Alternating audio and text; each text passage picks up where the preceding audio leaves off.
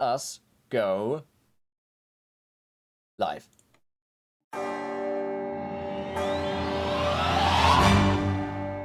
Hello everybody and welcome to Encounter Roleplay. My name is Will, I'm a D&D sex pest, and we're back today on Encounter Roleplay to bring the finale of Encounter Roleplay's Tomb of Annihilation series to bear. And here to bring it to bear is our very own Dungeon Master, Grimjack21502. Greg, how you doing, my friend?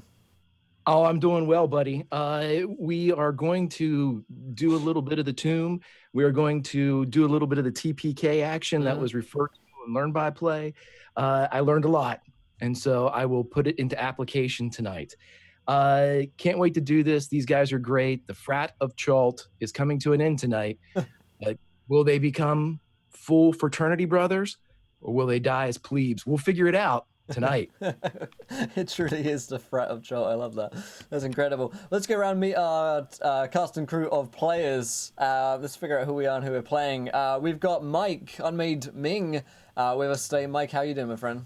Will, I was doing great until you came up on camera, and I see that we had majestic facial hair and whatever I call this, and then you removed that. Yep. And you ruined it. And I haven't seen Babyface Will in about 2 years, and it's a terrifying. You know what? I've got something to replace that for you. Okay. And I'll leave that up on the stream for a while. Did you find Babyface Mike from 2 years ago? No. That would be awful. I can.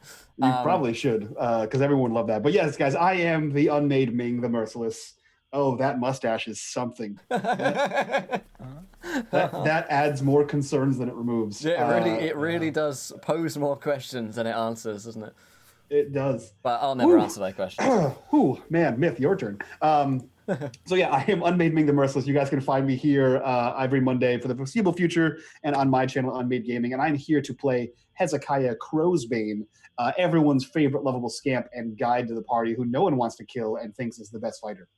Absolutely. Not at all. Don't believe that. We also have Mr. Strider Heat back with us today. Strider, how are you doing, my friend? Doing fantastic, playing Rurik the Paladin today. And Rurik doesn't know the meaning of the word plebeian. So you should probably tell him. Yeah, looking forward to smiting some evil. Cannot wait for Fratty frat. to be smitten once again. Incredible. We have Mr. Mythomatic with us today. Myth, how you doing, my friend? Speaking of smitten, how's it going? What's up, guys? Name's Mythomatic. Super hyped to be here. Really excited. We're probably going to die. We'll see what happens. I'm really sad that it's the last episode. I know. And that's why I'm like quiet right now. I know. But at the end of tonight's episode, Greg and I are going to talk a little bit about what's happening next year in the new season. And you guys... talk about... Longer time. We have That's exciting. Josh with us today. Josh, how are you doing, my friend? I'm good. It's good to be here, and I'm just waiting for shit to thoroughly hit the fan and everything to go terribly wrong. Including the bikes of Chult. Including that, yeah. The B-52s of Chult. that barge that just sailed by your house? Yeah, absolutely. Yeah, I will be playing Quinn Dirtman of Clan Cain. He's a druid, hence everyone knows him as Dirtman, specifically the paladin, who he loves. In fact, he really gets along with the entire party. You guys are great. Yeah, we're like best friends. As for myself, I will be reprising my role as Grubicus, the half-orc barbarian, who is here to figure out everything because I am the dungeon master. I have gone through all of the tombs and I know what all of them does, and I knows all of the puzzles. So that's what I'm going to be doing today. Thank you very much. Grub's a bit of an idiot, but he's a lovable one. His heart's in the right place. Yeah. Aww. Sweet summer child. But before we dive into today's game, remind you guys quickly of how to interact with today's show. Haven't followed yet, hit that follow button and join us. 30 followers, you guys get to decide something which happens next. Here is the tweet, same dealio there. These viewer decisions could be good things, but it's the finale of Tomb of Annihilation. They only involve bad things, I'm sure.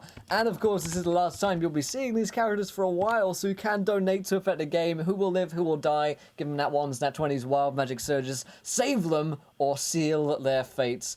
Their lives are in your hands, my friends, so we pray to the 9 trickster gods of chat to help us out today, and we hand over to Greg, our dungeon master, to take us away into a world of pain.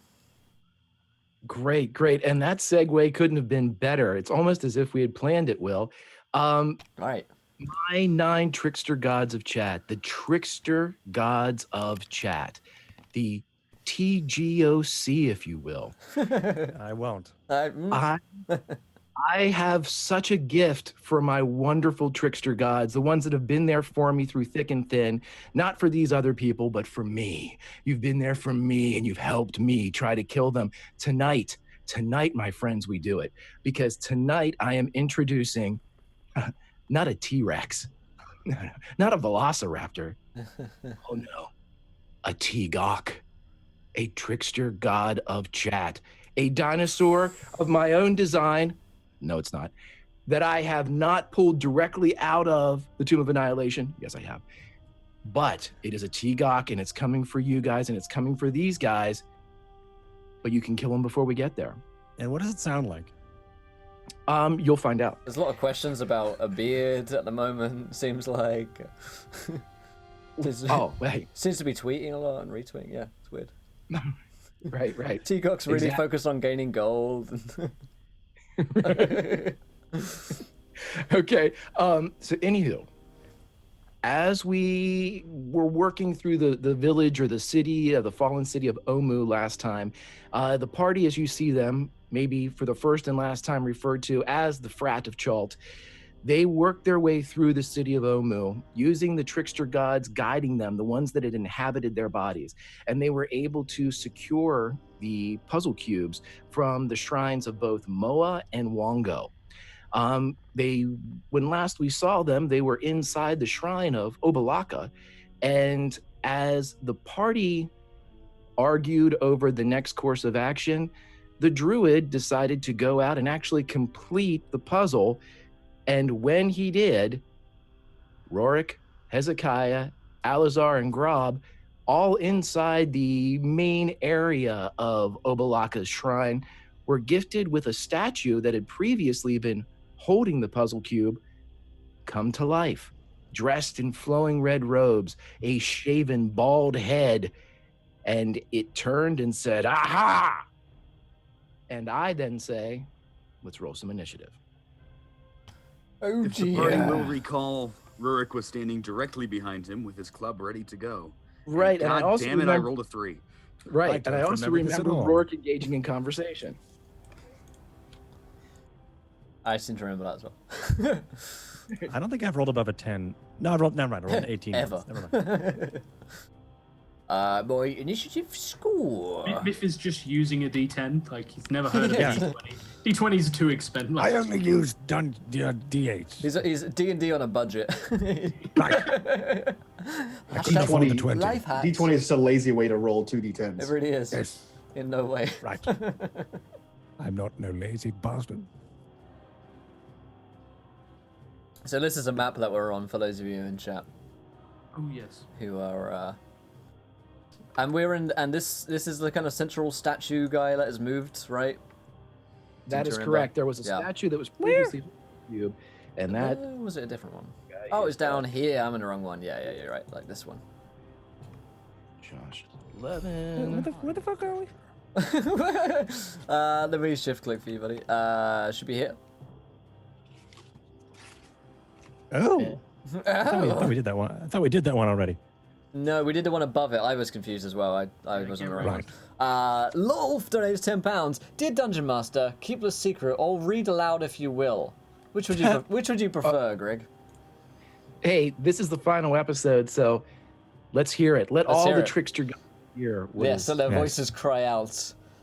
A cynical, high-level necromantic dark elf wizard finds herself obsessed with killing Quinn may or may not be a certain character that we've seen on a long march. Believing that he has took the Book of Vile Darkness and is doing anything possible to hide it from her, who would do such a thing to such a magnificent dark elf necromantic wizard, maybe named, I don't know, Zune? Picking a name off the top of my head. More like Zune to be dead. And chat, that's why Josh has been gone for so long, because he made a pun and then we just kicked him off the show. Yeah, that's All right, see you, Josh. And may that be a lesson to the rest of you as well. That'll teach you, chat. Okay, guys, initiative is as follows. Tell me if I'm wrong. Hezekiah, Quinn, Grob, Alizar, and Rorik. Hezekiah, you are up. Quinn, you are not in the area, but you should be able to hear this because all the doors are open at this point. But Hezekiah, you have somebody that has just appeared. They appear to be of the wizardly bent, which fascinates you because you love to put on wizard robes and throw water around and pretend that you're a real wizard. You're a real wizard, Hezzy. You're a wizard. Damn it. So, Hezekiah, what would you like to do? Oh, man. There can only be room for one wizard, and it's Alizar. Yes, that's right. The most learned wizard I've ever met. This person is clearly an imposter. He is never late. And wants to usurp his throne. That's right. That's how wizardry works. Yep. That's, I assume, how wizardry works. He kills you and takes your robe, and then he becomes a stronger wizard. Take their beard and you take their power. Like, I should know. It's like the Highlander, right? Right. Yeah. Hezekiah kind of looks to Alizar and then back, and then sees him toddle about like an elderly Alzheimer's patient, and then Power draws. game. Yeah. Don't power game me, bro. Sorry, did I know your character of a T there? Jeez. And then draws My his role rapier. play is gone now. Immersion broken. Immersion gone. So he pulls the rapier and advances on this wizard-like fellow. In fact, of that one girl, donates £6, 2 nat 20s for Rurik. There you go, baby. That one girl. Oh. There you go, man. And he says to her, "What are you doing here? There's only one wizard in this room. It's him." And he's going to like brandish his weapon at her and try to stab her with it. Because that's what he does. Holy shit. Lobs Mini and £15, 5 nat 1s to Quinn. All right. It's like that, is it? It's like that. Oh, and He's going to overcome every one of those. Greg, I rolled a nat 1. I see that you did that. Yeah. Greg, I was bad. I take back whatever I said about your monster, Greg. It's great. There can be two wizards. It can be 2. Okay, so as you come in and you attempt to, the rapier appears, and as you deftly move to go in, roll a dexterity saving throw for me, please. What the fuck? Oh, nat 20 for Mike as well from that one girl. How did this happen? That's 3 nat 1s in a row. That defies logic and physics. I rolled 3 nat 20s earlier on if it makes you feel any better. Back to back, Will? Yes, in a row. Literally in a row I rolled 3 nat 20s. I love how Will's just like, if it makes you feel any better, I'm the greatest D&D. I did the opposite. Balance has been returned. We are opposites of the same coin, Mike. God, when I shave my beard, I get less views. When you shave your beard, you roll nothing but 20s. This is ridiculous. We have reached equilibrium. God. Oh. These nat ones on the screen. Oh, Rice Ball donates £15. The DM has spoken. It's time to rain devastation on the poor unfortunate party that dares enter Asarak's home. 5 crit successes for Greg. Ooh. Thank you. Ooh, baby, that's gonna hurt in the morning. Oh, yeah. It's like fucking Bruce Forsyth or something. I know. Oh, dear. Okay. Buddy. Nice to see you.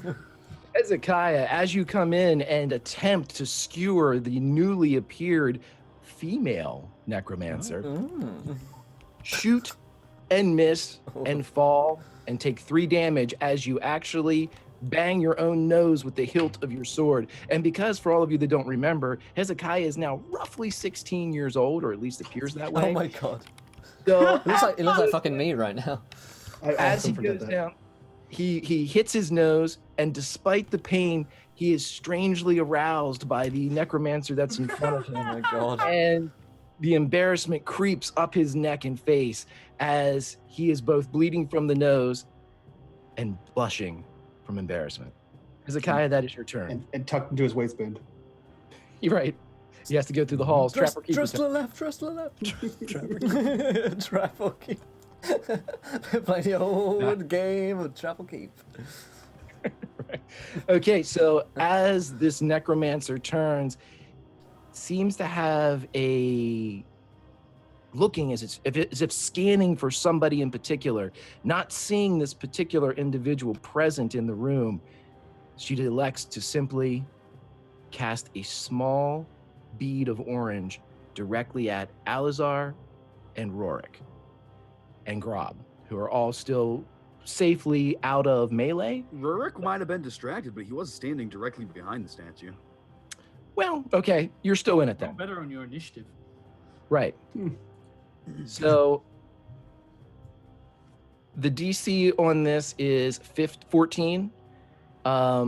Please roll me dex saves for everyone I just mentioned. Hezekiah not included. The old D save. Is that everyone? these Sorry. great. Yes. Perfect. Yes. Nailed it. Alrighty. Certainly failed. This could be a quick episode. Let me see. I got a plus 4. Nat 20, baby! On the die. So as Grob flips out of the way, expertly dodging this ball of fire, he takes half damage while the rest of you take 25 fire damage. Even on a nat 20, I take half? Oh, I'm sorry. A nat 20, Dungeon Master. I mean, this is your call. I mean, that's not the rules, but I'm just the D&D I'm sex. just the sex pester. I because of your loss of facial hair, I will allow it this time. Normally right. Since your real life hair has been singed off, we might as well save Grob's. Thank you. And that is all she has for this particular moment in time. Quinn, you hear what sounds like a semi-erect 16-year-old crashing to the ground and hurting himself, and a fireball. Right. So, yeah. None of that I'm sounded there. right. Like I had to put myself mentally there, but now I'm there. I actually had a flashback to my real life. Yeah. So anyway, moving Swiftly on.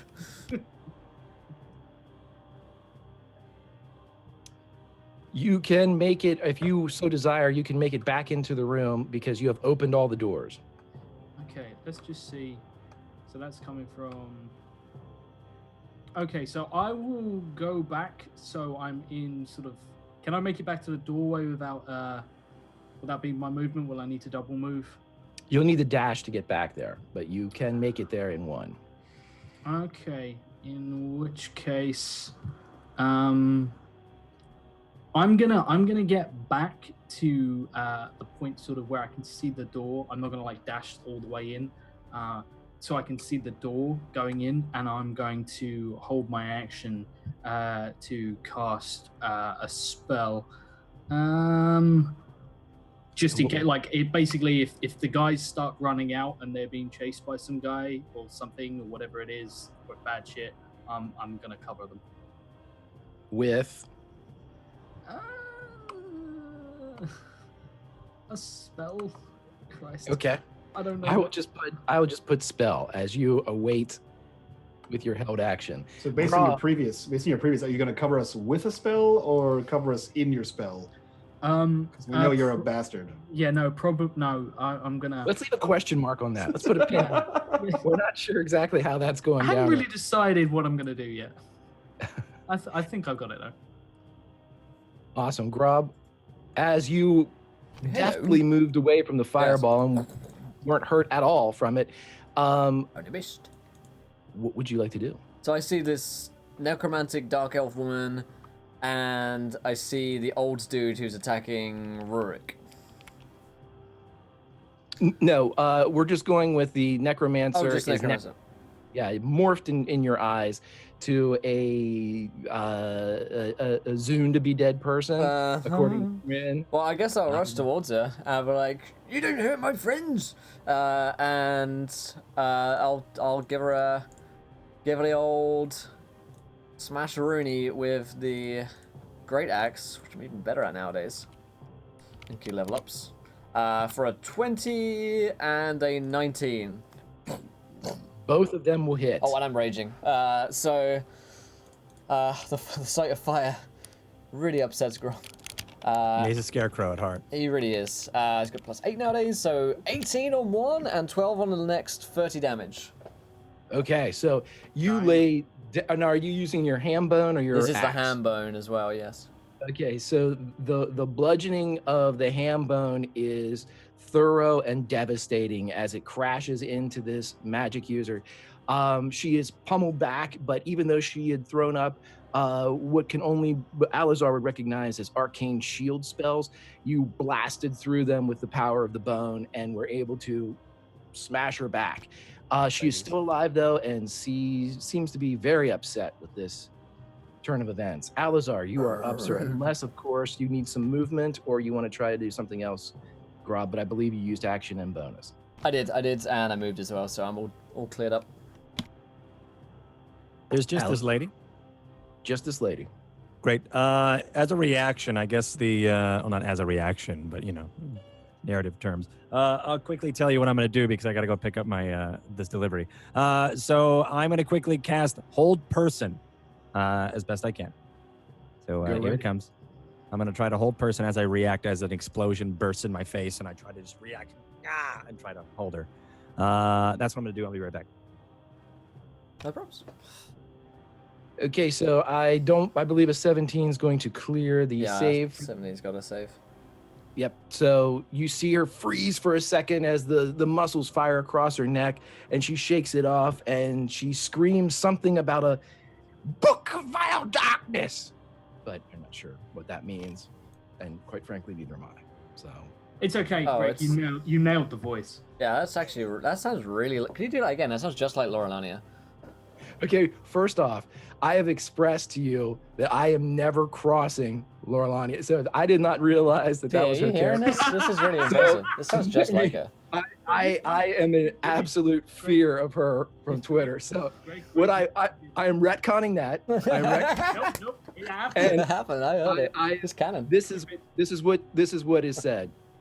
A book of vile darkness. One of you tiny dicked fuckers has it. Who is it? And that's clearly not me. Actually, go on. Scarily on point. Yeah. Okay, Rorik, you're up, buddy. Shiver down my spine. Rorik kind of staggers back, engulfed in flame, and he's going to use his movement action to just drop the club and pull out his great sword of Heronius for some smiting.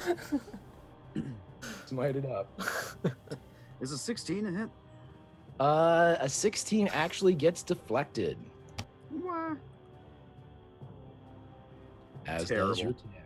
Terrible. So, as the ham bone of Grob penetrated the shield, your greatsword cannot, and she seems to be very upset by the turn of events. So she is focusing her ire on the people in this room. Hezekiah, you are currently on the ground at the top of round 2, in various states of need and want.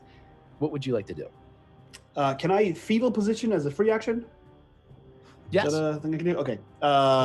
And from my delicate state, in the fetal position, in various pain across my body, I just sort of meekly reach out and push my hand up, and a small firebolt shoots out of my hand in an attempt to save some kind of face, or at least impress one of the wizards. Really, game. That looks Now good. You can let me use the fucking firebolt. Oh Christ! No. 1d20 plus You 5. shall not pass. Does a 17 hit this lady? 17. Excuse me. A 17 does hit. So she takes 1d10 fire damage. She takes 8 fire damage. As I attempt to be cool again. She takes the fire damage, but she is so pissed that even though it seems to do quite a bit of damage, she still stands. Do you have anything else you'd like to do? I get up. Quit being a bitch. That's it. You're up. That's all I can do with my life right now. Too real. I will allow you to stand, but the quit being a bitch is an That's action. not a yeah. It's an action. That's a whole other action. That's your New Year's resolution. Yeah. You know how you get like player, you have like racial traits. That's a player character trait. That's a player character trait, bitch. It's my background, actually. It's my alignment. Alignment, bitch. You will see that she currently has in her hand the puzzle cube, and the next second you do not see her as she disappears from view, taking the puzzle cube with her. Where'd she go? You stole our cube. It was my cube. What the hell? She stole my Alizar. She stole my cube. I don't know what happened. I thought I could have swore that I was holding her. No, you wasn't. Damn it. This is entirely my fault. I've let an enemy get away. I have failed it is you. your I have fault. failed Heronius. I have failed everyone. Unfortunately. You have failed. Unfortunately, you're right. Yes, Yes, I'm a failure now. Terrible. Quinn, roll I believe she'll be back though. Just another Monday. She must take Alazar's cloak to gain his power. I've heard. What are you talking about? That's the wizard war. If they kill you and take your cloak or your beard, they gain your abilities. I think. Even I knew that, and I'm a failure. Clearly, you have You're forgotten. clearly all bonkers. No, I'm Quinn, a Hezekiah. perception check, if you will. And thank you to Lauren, we each get a heal. Thank you very much. Thank you very much. Thank you. roll a 17, and then it becomes a nat 1 because. Give up. Okay, so for a moment you believe that you have identified a sound or a rush of wind, but then just like that, it's gone. You're distracted by something. You hear some bitching, and yeah. Gets So away. as you are preparing to rejoin the others, move from the door, I would like you to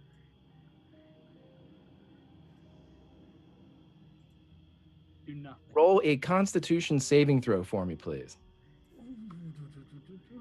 Right, you can make him take a nat 1 as well. Yeah, but I want him to roll it first. I want to roll it. I before understand do it. that deliciousness. Right, give me 1 second. So in general, nat 20s are ones that players decide to use, and nat 1s are the DM says actually get fucked. See how constitutional you're feeling, Mr. Quinn Dirtman.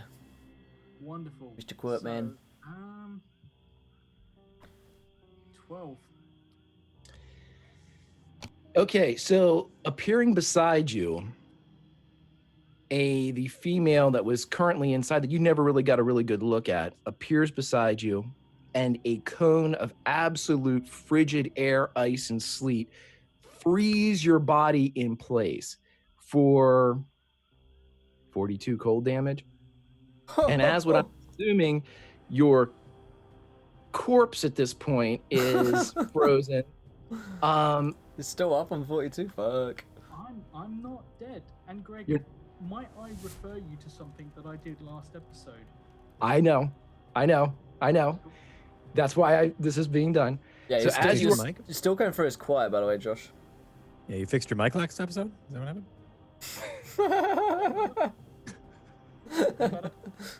Nope. There? Go to your even worse. Go to your computer audio settings and pump it up. Can do. Yeah, pump it up. Pump it to the max, yeah. Yeah. Yes, bitch, pump it louder. Even louder, please. That's Mike, by the way. That's my impression of Mike. That was spot on. I thought it was me. I It thought I was got weird, confused. isn't it? Yeah, it's like hearing yourself on an audio tape. I Yeah. thought it was like a reverb. I checked my microphone real Right. quick. Yeah. I looked on Zoom and the yellow box wasn't around him, and it flipped me out for a second because I thought, "It's a mic." That fucked me up. I hate all of you people. I don't know why I come here. I don't know why I come in. It's a frat of chalk, man. Okay, so Really? Like, he 2 got years of plebe. We used to have a friend. We used to have a friend. 2 called... years deep. 2 years deep. I'm still the fucking pledge. Yeah. Someday, every Monday. someday there'll be a new guy. We used to have a friend called Seb. We called Seb the pleb. That's now Mike. Nice. Mike Leming. Right. Yeah, that's his. I was gonna say that's his frat name. Yeah. Pledge. There's like Pinto and Ming and. Yeah. What's your volume right now, Josh? You're muted. Even quieter. It's silent. Hello. There you go. Yeah. I may just have to talk loudly for a Yeah. while. Yeah. Yeah, just Scream. Harness your Project. inner Rurik. You're on stage. Never. Project. Okay, so as you are frozen in place, a block of druidic ice, the woman pulls close to you, and she is able to, presuming that you are incapacitated, frozen solid, perhaps dead, and she begins searching your person.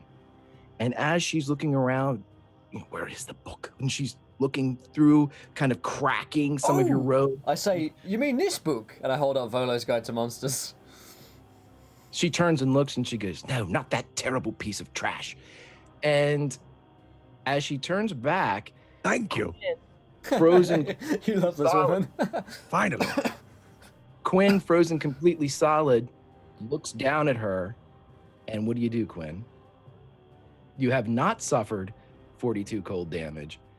And you are frozen. You look like Iceman, and you can move like him. What? The fuck? The fuck, boy? Boy, what you playing at? All about con saving throw, was it? Yeah, sounds about right.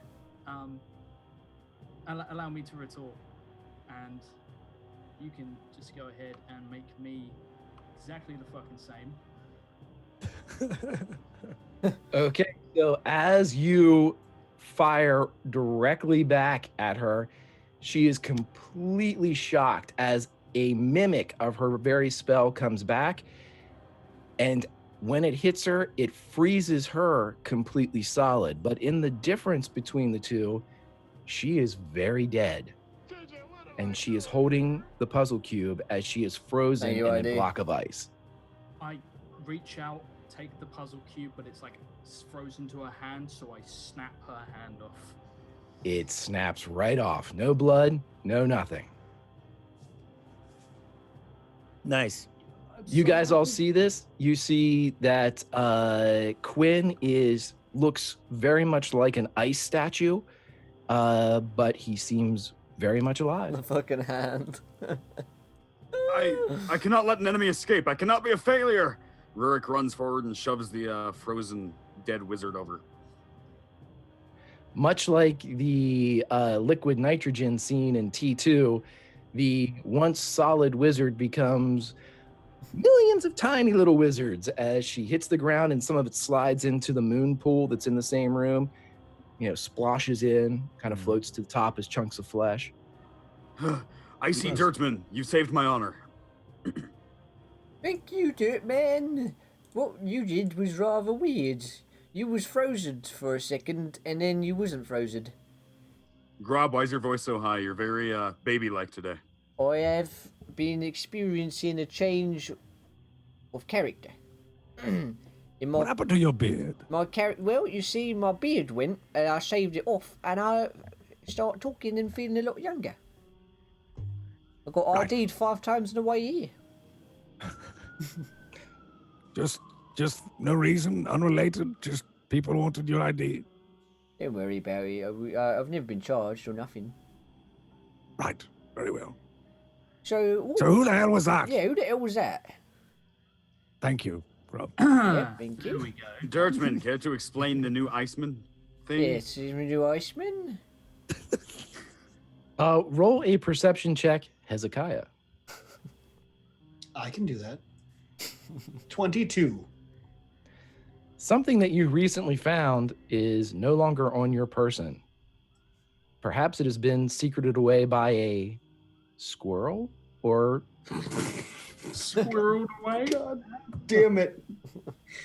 Oh, no.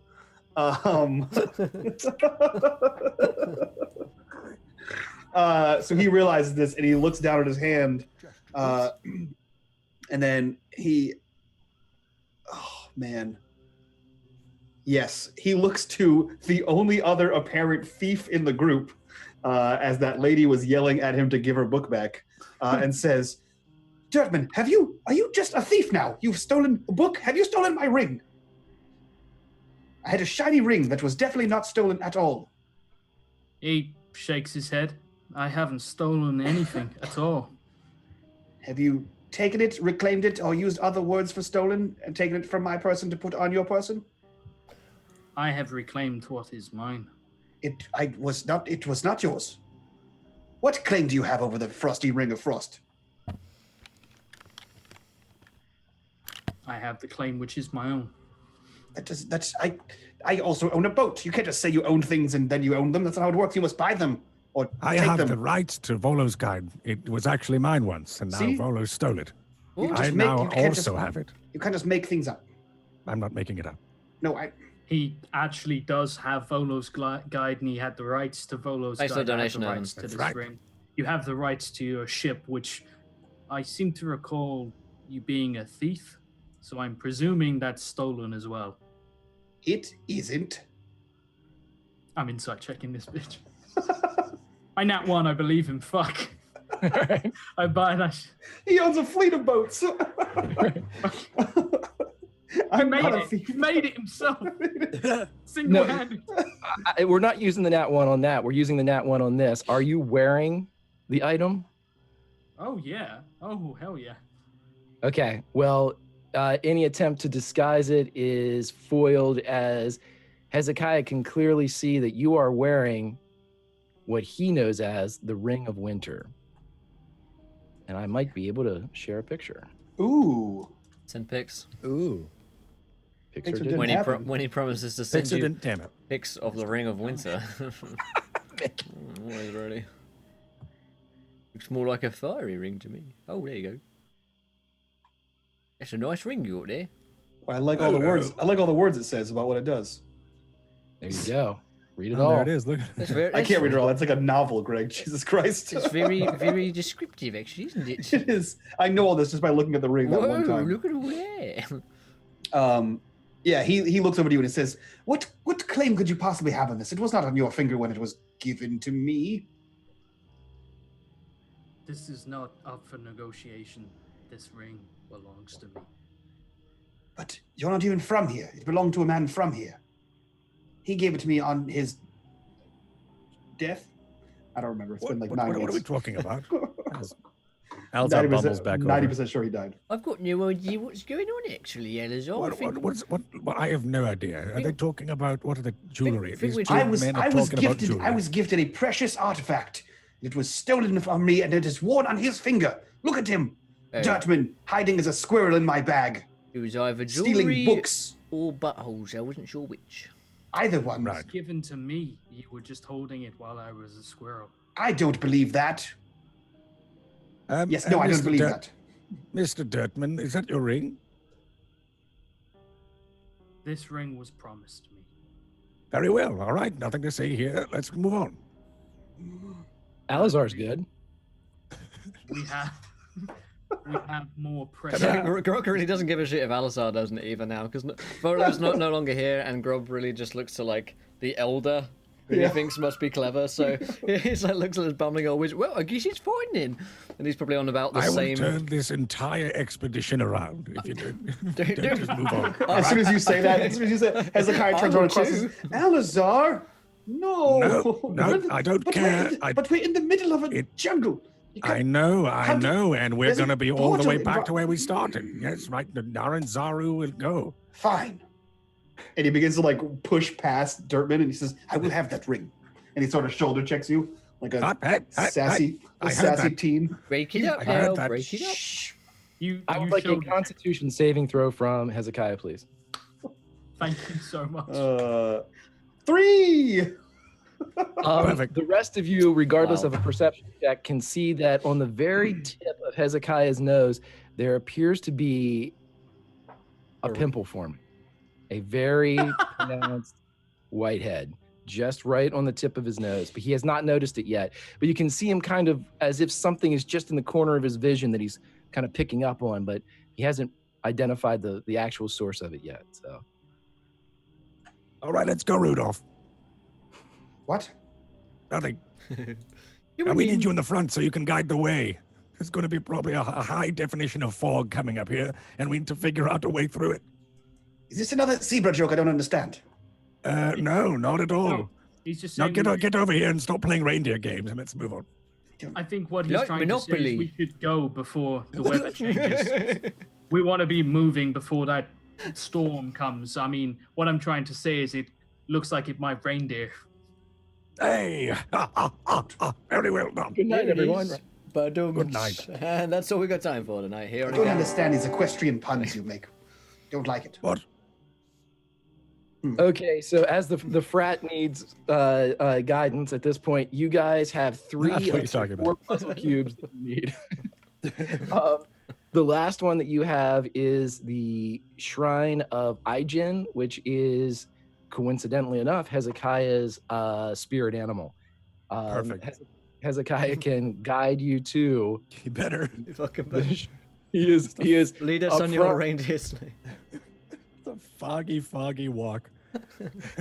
So as you guys walk out, the Goodness, so humidity bright. is thick. It's almost like pea soup out here. But luckily, with the guidance and the illumination provided by Hezekiah, you are able to make it to the Shrine of Ijin. Let me. Man, that Guys. walk here was awful. It was like wading through urine soup. Well, I don't make that so much no more. It was awful. Ever since the event. That one time. You guys should be able to see in the very middle of the map, there will be Ijin Shrine, number 10. Shift click, me? Shift click, what? If you hold down left shift and then hold down the click button, you should be able to pull the players. What? It's amazing. Oh, I'm hitting the wrong thing. Shifting. Yeah, shift and then like hold down click as if you were just pinging. I'm just hitting my computer. Might be this one. Huh. It is, boy, oh boy. Oh boy. Oh, I know. It would probably help if I did this. Dun, There. dun, dun, dun, dun. Can Yeah, you I guys see. see that? Yeah. Okay. Just here. There we go. Yay. Okay, so as you guys walk into the Shrine of Ijin, you see the following. Cracked monoliths flank the entrance to this ruin. Saw-edged ferns grow in the courtyard between broken flagstones. A pair of stone doors provide entry to a large, flat-roofed ruin. It's nice Is this here. it? Looks like it. Is this where you've been told to lead us, Hezekiah? I believe so. You should get a voice in your head soon, and then we'll try and figure out the puzzle for the next couple hours. Okay, well then. We'll probably do a few improv sketch scenes along the way, if that's all right, and probably a little bit of shenanigans, some small bit of banter, a couple of dick jokes, and then we'll be out. Could we spice it up and make a fart joke at least once? Well, I suppose we could. We've already made a You don't want to be one. too preachy. Yeah, that's a little bit much. You know, that's a little bit too far. No don't want to. no Tom Cruise references what we need. Right. Or Star Damn Wars it. ones. What about This is locker the room worst talk? day of my life. That's fine, yeah. All right, same old boys, just do it. We've got this down to a science. Go team! Home by Oh, 5. God. I'm checking around. I'm taking a look at Ready, things. break. Okay, as Rourke is looking around, you'll see that there are like sculptural reliefs that decorate the doors of the shrine. The carvings show a horned rabbit charging a small feral-looking bear with sharp claws. A trigger word cuneiform message is above the doors. Only Hezekiah can read it. Yeah, Hezekiah also looks forward and steps up to these runes and attempts to read this. You read the following. Ijin teaches us to take the path least expected. I was like, Okay. why is that familiar? I was like, repeat that, I read this. The voice say something before. What? Did you the tell voice us say that? something? Yeah, what did the voice say in your head? Come on, we all heard it. Come on. I didn't hear anything. Fuck you. Shit. So what does it say? This says, take the path least expected. Oh. Right. Quinn, We're just Quinn looking, I leaves. was looking at you the whole time. Quinn just leaves. Didn't see that coming. Nah. Quinn Fireball. win indeed. Right. Imagine if you just immediately trip over the cube. That was literally the puzzle. That was it. Right. Turn around and leave. You turn around and leave, and as you walk out, you just trip. You're like, oh fuck. So you guys have these doors in front of you. All right. What do the doors look like? They just have like a relief on them? Yeah, it's just carved, and one door has a horned rabbit, and the other one has like a feral-looking bear with sharp claws, kind of cowering. Everyone, I got it. I figured it out. Yes. First he was a zebra. Now he's turning into a horned rabbit. Who's I he? Who? say Oh, very good. Very astute. Yes. Haha. Rurik, reinvigorated, thinking he'd figure stuff out now, is going to go forth and see if he can't push those doors open. Hezekiah walks away from the doors. Yep, me too. Goodbye. I get See you. Okay, so Hide in Rorik, that as bush. you grab hold of the doors and push them open, they swing open. What do I see inside? Your paladin eyes see the following. A 10-foot wide hallway strikes off into the gloom. Carved tiles depicting various beasts decorate the hallway floor. And it looks something like... Dun, dun, dun, dun, dun, dun. Looks a little something Go- like this. Hit it. Yeah. Goes a little bit like this. You guys, my paladin eyes see something, and they've never seen things before, so you should probably take a look. Oh, good lord, that is a lot of numbers. Is this the floor? That is the floor. And it's Oh, that's going exciting. from... Yeah, it's actually traveling from south to north, but because they, for whatever reason, put it sideways, it will be from right to left as you guys are looking at it. Okay. Yeah. Just to see, guys. Right. I say we go to the left and then we take it. Well, back. how big are these tiles? Yeah. 2 hops this time. Yeah. Now everybody clap Left your foot, hands. left stomp. 2 hops this time. Boom. Right foot, each- right stomp. Bam, bam. Thanks, team. And we're done. And reverse. And scene. Reverse. That's the scene, everybody. So Yep, 5 feet into the shrine, first skit done. Nailed it. Now, just the dick jokes, and we can wrap this We'll up. be done. Home by I 5. still request one fart joke. I wanted which, to make a time warp reference. Which of these is a bear? You tell me. I don't know. That's None kind of of what them. I was thinking. I too, will though. let you guys know because these are interesting things. The bottom row goes from left to right as eagle, tiger, zebra, monkey. It's Oh, completely wrong. so this is the wrong way up, kind of thing?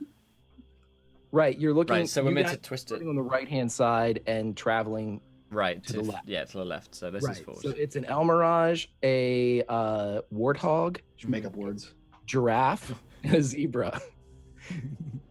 Oh, I cannot wait to kill you motherfuckers. El Mirage is my name. I am Is a that- fortune teller. No one can see me with my mirrors. Don't get too close. Don't get too close. No, Don't I get have, too I close. have, Okay. I have heard, The Mirage. I've heard one time can before. I've still heard see of me, an El Mirage band. Is that a I'll be thing? back in 5 minutes. Now Do can you you find have the the- lost city of El Mirage? Oh. Do you have the El Mirage bands here? You know, Rurik's done this before at the other temples. He's gonna take his backpack of like tent and crap off, and he's just gonna throw it onto the tiles. So just gonna throw it onto the tiles. There goes. Yeah, he's throwing it out in front of him. He's not walking in there. El Mirage, hippo, giraffe. El Mirage It's a Warthog. Well, Warthog, giraffe. Warthog, Yeah. giraffe, and then the last We're one. so dead. We're so dead. okay. Zebra. Roll a d20 for me, Rorik. Well, you was a zebra, so why don't you go on it? I see you step on the zebra. I mean, you were a zebra. Exactly. Sure, I see. 13 on that nondescript D20. Okay, so your backpack slides to a stop. It is on the 4th row, on the warthog of the 4th row. Nothing happens. Hezekiah leaves the temple entirely and walks around it. What does he see around this temple? It's overgrown. It appears to be in ruins. 4 walls that appear to be holding up a roof. And then when you think things couldn't get any better, you come back around and you see the door that's open and you realize you've done a 360-degree circle. Damn, son. He walks back in, arms crossed. He says, I expected the door, and I went for the path least expected, and there wasn't one. Well, what I'm thinking is, understand this. Who ever expects an El Mirage? Eh? No one. Aren't we in the El Mirage temple? One time I expected the Spanish Inquisition. I was going to say, do we have Spanish Inquisitor like costumes? Because that way. I was thinking earlier. I was thinking. Right, you're right. The El Mirage is probably a good one, but I was also thinking of things we've seen before. Haven't we seen everything here before? I was thinking maybe we just do the dragonfly. You haven't seen a bear. Right. There's no bear. There isn't a bear. There's never been a bear. That third one in on the top row from the right, is that a bear?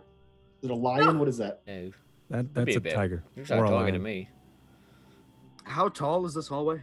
Listen, the bunny rabbit was fighting a bear on the door, okay? It could be a bear. We haven't seen a tiger either. It's 20 feet long. Yes. Greg, how long does it take for us to starve to death standing here? You've got about 15 more minutes. Seconds. Okay. I'm going to walk across. Let's get a couple more skits in there, boys, quick. Alizar, you're going to walk across. Tell me I'm how just going to walk across. Okay, tell me how you walk across. Just point out which ones you're walking on. I'm going to walk across the warthog. The center two as if I'm just strolling. Okay, so you're going to walk. walk. I want to see what the bad part is. Which one kills him? Yeah. Like, do they fall out? Is there gas? What is it? I want to see what the bad part of this trap is, if there even is one. I promised a fart joke. It could be gas. There is Right. possibility. Do it for the skit. You guys are going to be so happy. Do it for the skit. So you go warthog, giraffe, eagle, almirage, eagle. Is that what you do? Yeah, that's exactly the path. Yeah. That All one right. would take it. All right. So when you hit the second eagle, you hear 5 puffs. Perfect. Not me. As they out of the stone, sounding vaguely squeaky, silent, but very dead. And does someone then pass a marijuana cigarette? It's like 5 puffs. 5 puffs and puffs. That's the rule, right? That's it. The rule has been hit. The limit has been reached. And I am going to need you to make some sort of save. Yes, I need you to make a just one Constitution save for me, please. Okay. Don't do drugs, kids. Remember that time we had a banner flashing that said, "Please don't do drugs"? Yeah. I don't know why that was. For... Yeah. Damn. That was for with love. The Yeah. hot load of dick. Yeah. Okay, you pass, and you take 12, 17, blah, blah, blah, whatever that is. You take 21 points of damage, or 22 points of damage as 4 darts hit you. They appear to be poisoned. But you can notice now that there is a pressure plate that seems to have been activated under the second eagle. But it also appears that that eagle has been tripped. Wait, I think I have this one. I hope you do. And I'm gonna walk across the lowest one. So El Mariachi Band, giraffe, warthog, dragonfly, monkey, zebra, bear, eagle thing. What? Is it mine? So the Far- bottom row, how the we bottom row. Oh, you're doing bottom how we row. see it. Walk straight across. Yeah. Right. Sweet. And then he gets there and he looks back and says, I did it! I'm the dungeon master now, Grubicus! Suck it! Wait, you did the bottom row? Sorry, that I get excited. You walk across the. Grub starts crying. And I'm gonna go across the bottom row. And Wizard, hold kinda on. Grab my hurry. backpack. No, fuck you. I follow I'm after like still Alistair. coughing. Suck it. Suck it through. Suck my What the kid said. Suck a joke. And then I make it across. And then I like try to go to the other side and nurse my wounds. Rurik's going to take the path that starts with the warthog. Walk forward. Don't step on the second eagle. Grab the backpack off of the warthog. Then walk down the same path everyone else is walking down with his backpack. You make it. Quinn follows suit down the same one. Alrighty, yeah, you guys make it across this area, and you are in a new area. And you see before you a corridor branching, and I'll put it up here for you. Corridor branching to the right and to the left, or to the west and to the east, if you are doing north, south, east, west. Question, hold on, before we keep going, Hezekiah. Yes. What? How the fuck did you get that? What was going through your Oh, mind? well, see, you stepped on 2 of the same symbol, and then you died, almost. If you step on only 1 of each, that was my logic. Oh, Logic. rather well done. Well, I'm glad I helped. I Thanks. like this logic. You're welcome. I hope For you those feel of you in better. chat, he is right. Nailed it. Nice. Suck it. Are there torches here, or we have torches, The right? one victory. Mike's at That's the one I've had the entire time. Listen, guys, I stabbed a T-Rex once, and I passed a test. That's all I can. Been like 15 episodes. Yeah. Call it macaroni once a day. Bucket list complete. What do we see down these corridors? Just nothing? Just a blank canvas? Italian. It is Jesus Christ. It is just a blank, regular, nondescript hallway. You'll be fine then. You're the one with the voices in your head, left or right? Yes. Well, whenever I'm not spelunking in a dungeon for relics, I go left. So this time I will go right. Right. Right. Right. And he heads to the right. Okay, you guys walk to the end of the right hallway and you come right, turn left upwards, and there you are. You have a path to the right and a path to the left. Well, What's least Damn. expected now? Well, we went right last time, so maybe we Follow go your left. nose, Hezekiah. Follow your nose. what does it? What? No, just follow your nose. It's an expression back at the arcane schools. Follow your gut. It's kind of like that, but in this case, Okay, for you, follow but your Because nose. you Right. your big nose. Yeah. What? It glows. That's right. No What? reason. No reason. I'm missing something here. No, you're not. And he takes a Follow right. your nose, Robbie. You take a right. That was a terrifying voice. Did you? I mean, there was a show on a movie called Robbie the Reindeer when I was a kid, and there was this bit. It's a reindeer who has to run. It's like a really cool animation thing, and there's a bit where he's like running. He's like, "Follow your nose, Robbie," and he just flies with his nose. That's what I'm imagining Hezekiah. Right? Is it played by Ringo Starr from Hell? Yeah, what the fuck? Yes, it is. Yeah. We're bigger than Jesus. We're bigger than Jesus. I need that to be a character you play. in the future. Oh, you got to do that. Oh my Ringo God. Starr the whole time. That's John Lennon. Can all you English folks do that voice? Is that part of like citizenry over there? it's part of the test when you're a Is that how child. like we could all do a Southern accent? It's part of basic. You can always do the Beatles. You learned that in primary school. No, I learned that from Lee. From Liverpool. Oh God. So he continues. He continues down this labyrinthian path. Okay, so as you take a right, you kind of curl back around yourself and you reach, as I attempt to figure out and learn how to actually do this, you reach the end of the hallway here. You're about 10 feet from the end of a blank wall. What would you like to do? As Lennon once said, Ringo Starr's not even the best drummer in the Beatles. It's true. It's an actual quote. Grub's looking at this wall. This wall looks suspicious. Rurik's knocking on all Yes. the walls around here, the left one, the right one, the one in front of us. Make a perception check for me. The set of the Tomb of Annihilation just falls down as like camera crew, like Shit. It's just Will in a director's chair being like, I don't know what they're doing. Oh shit! But it works. It works, damn it. God damn it! Someone get me my agent. Stretch it out. Stretch out the dick jokes. Stretch out that dick like Play-Doh. Just keep it in your hands. Just, like it's bubble gum. You just pull it about. Yeah. I didn't sign up for this. Where's my agent? Didn't you? You guys, look around. You knew what you're getting. Oh, yes. Yes, it's dark in here. I'm not surprised. We don't have a source of light. And Hezekiah looks around as well. Okay. I cast light on his nose.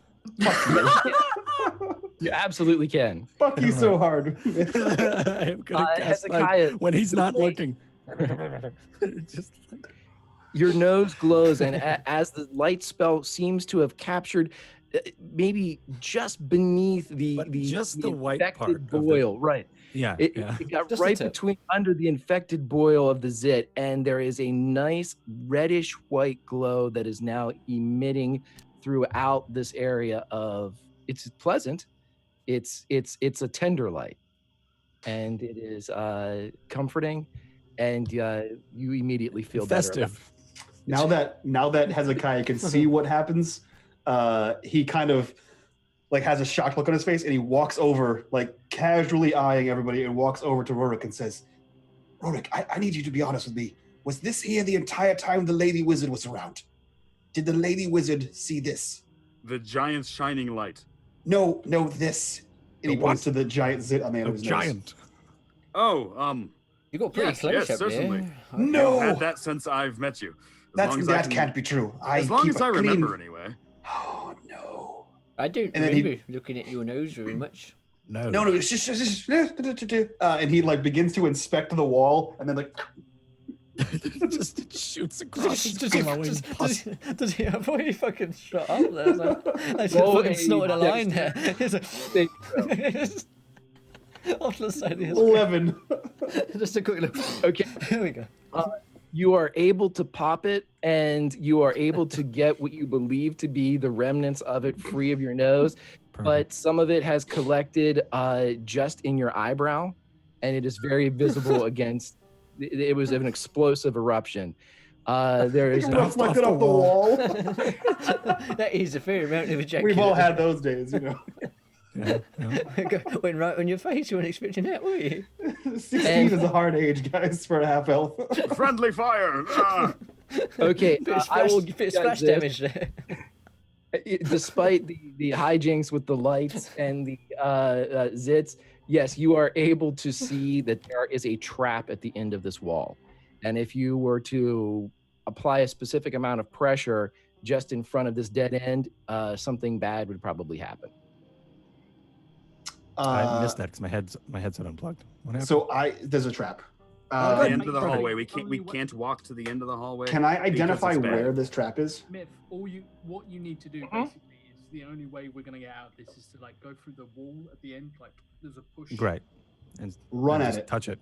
I can identify where this like pressure It's platform 9 and plate is, I 3/4. assume. Yeah, you can see that it's going to take, roughly 50 pounds of pressure, and you can see a slit in the ceiling where you believe some type of blade mechanism would come down and cause somebody probably a fair amount of discomfort.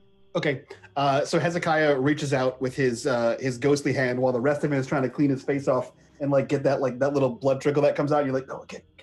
And then he smooth his eyebrows out, make himself look nice again. As the other hand comes over and is it Thieves' Tools or Sleight of Hand to deactivate traps in 5e? I don't play rogues. Sleight of hand. Okay. 20. Okay, so as it depresses the plate, a huge axe blade comes down and thunks into the wall. You figure that if that had hit somebody, it would have caused them no sort of discomfort. A couple sessions ago, Rurik was gifted from chat a potion of etherealness. He's going to drink that now and then just start walking through the walls and examining this place and mapping it all out. Excellent. So as good. the Breaker of fourth walls. Breaker of all walls, I guess. Okay, so as Rorik decides that this is the moment that he's been waiting for to use his matrix potion. He takes a drink of the potion of etherealness, and just as Neo could see the bits and bytes that made up the workings of the matrix, everything around you turns transparent. You have a see-through view of your friends, your companions, the walls around you, but glowing maybe 50 feet to the northwest is a cube. It's like a bad loading of a level. Like, right, you get to see everything right before the walls pop up. Yeah. So Rurik's like, wait, you guys, I have an idea. Chugs this potion and just like, poof. Yeah, for you guys, Rurik is gone. What the hell? Rurik's gonna Hey guys, walk. I have an idea. Drinks it. Rurik's gone. That worked. Yeah. Thank God. Rurik's gonna walk to the cube and then try to deconstruct the way back. Like, see if there's like a maze of tunnels to come back. He's gonna reverse this whole place. You know what I'm saying? If you're talking, Greg, Greg, you are mute. I knew that. That was intentional. He's testing us. That was just a drill. This is just a drill. And you have made it back to everyone. How long does the potion of etherealness last? It's an hour. Oh, So- Jesus Christ. So I believe so. Anyway, I'll check that real quick, but I am pretty certain it's an hour. It said I can use an action to dismiss it. Oh, does it? Yeah. That's Okay. silly. Well, I wish you could. Ow, just be like, "Bleh." Just cram your Fine. fingers down your throat. I wish I could dismiss Yeah, like I guess, shots. yeah, you throw it up. Yeah. Yeah, Yeah. right. Oh, I've been pulled over by the cops. I'll just dismiss that case of beer. I'm going to purge in the corner for a second and then You guys witness, you kind of hear it before he appears, the splashing of vomit on stone as Rurik appears in the corner, kind of clutching one of the walls, finishing off the last bit of his potion of etherealness vomit, and he is with you again. Funny, That was weird. It worked, friends. It's like that briny stuff I had going on before. Okay. I thought I heard vomit, but I went to look and all I heard was just you yelling at the wall. Is everything all I right? can smell vomit, and I smell it as well, but I don't see It anything. smelled like that brine what I got out of my bumhole last time. It was a terrible spell. Yeah. Just like an arcane college. You friends, I was right. It did work. I know exactly which way to go. Everyone follow me. Haha. Okay. What Yeah, the hell I'm not a- happened? I'm not a failure. Where did you go? Where did you come from? There's a big cube. There's Where- the fourth one. We're trying to find Cotton it. Eye Where Joe. are we? Damn it. It was last night as well. As Rurik leads you back to the direction that he remembers coming in his ethereal state, he leads you into a room. There is a door that he just opens as he walks in. You see a shaft of natural light spills from a tiny square hole in the ceiling onto a carved stone pedestal. An ornate stone cube, very similar to the 3 that you've already recovered, rests there. Look, you guys, I did something. Oh my god, you did a thing. You did it. I am impressed. Well, all I'm gonna do before you grab that is I'm gonna head back to the entrance, and when you hear me shout cube, you can get the cube, okay? Because I've Hold got a on. business meeting to attend outside. Oh, Oh, Yes, no. I've done my part. I'm coming with you, Grob. Just like last time. Oh yes. where are the rest of the cubes? Because they're puzzle cubes. What? Yeah, who has them? What? They go. You go. No one picked them up. You- We just No, I picked them left up. them back in. There it is. All right. Left Put him it back. I left him back You put completely it back unattended. down at the immediately. cube. I picked it up and Who put it has back the down. rest of the cube? Who Grub will has- probably have some in a backpack somewhere. Here you go. We were only told to find them. We found them and put them All down. right. There it is. It's catch and release. It's what they would least expect. Exactly. I look to Hezekiah and I say, Hezekiah, you're a thief of repute, and you have that hand that you can do. Can you pick it up with your hand? I am no thief. Steals it. He picks it up with the mage hand. It's just a floating glove that follows me everywhere. Listen, the invisible hand that you can't see or know anything about, it magnetizes things to me. I don't understand why it happens. It's a curse, I tell you. Kleptomania is sometimes I sit on my hand. Medical phenomenon. Yes. It lifts, nothing happens, and it floats over to you. I see. It just happens all the time. So get all the cubes together, and we should see if we can figure out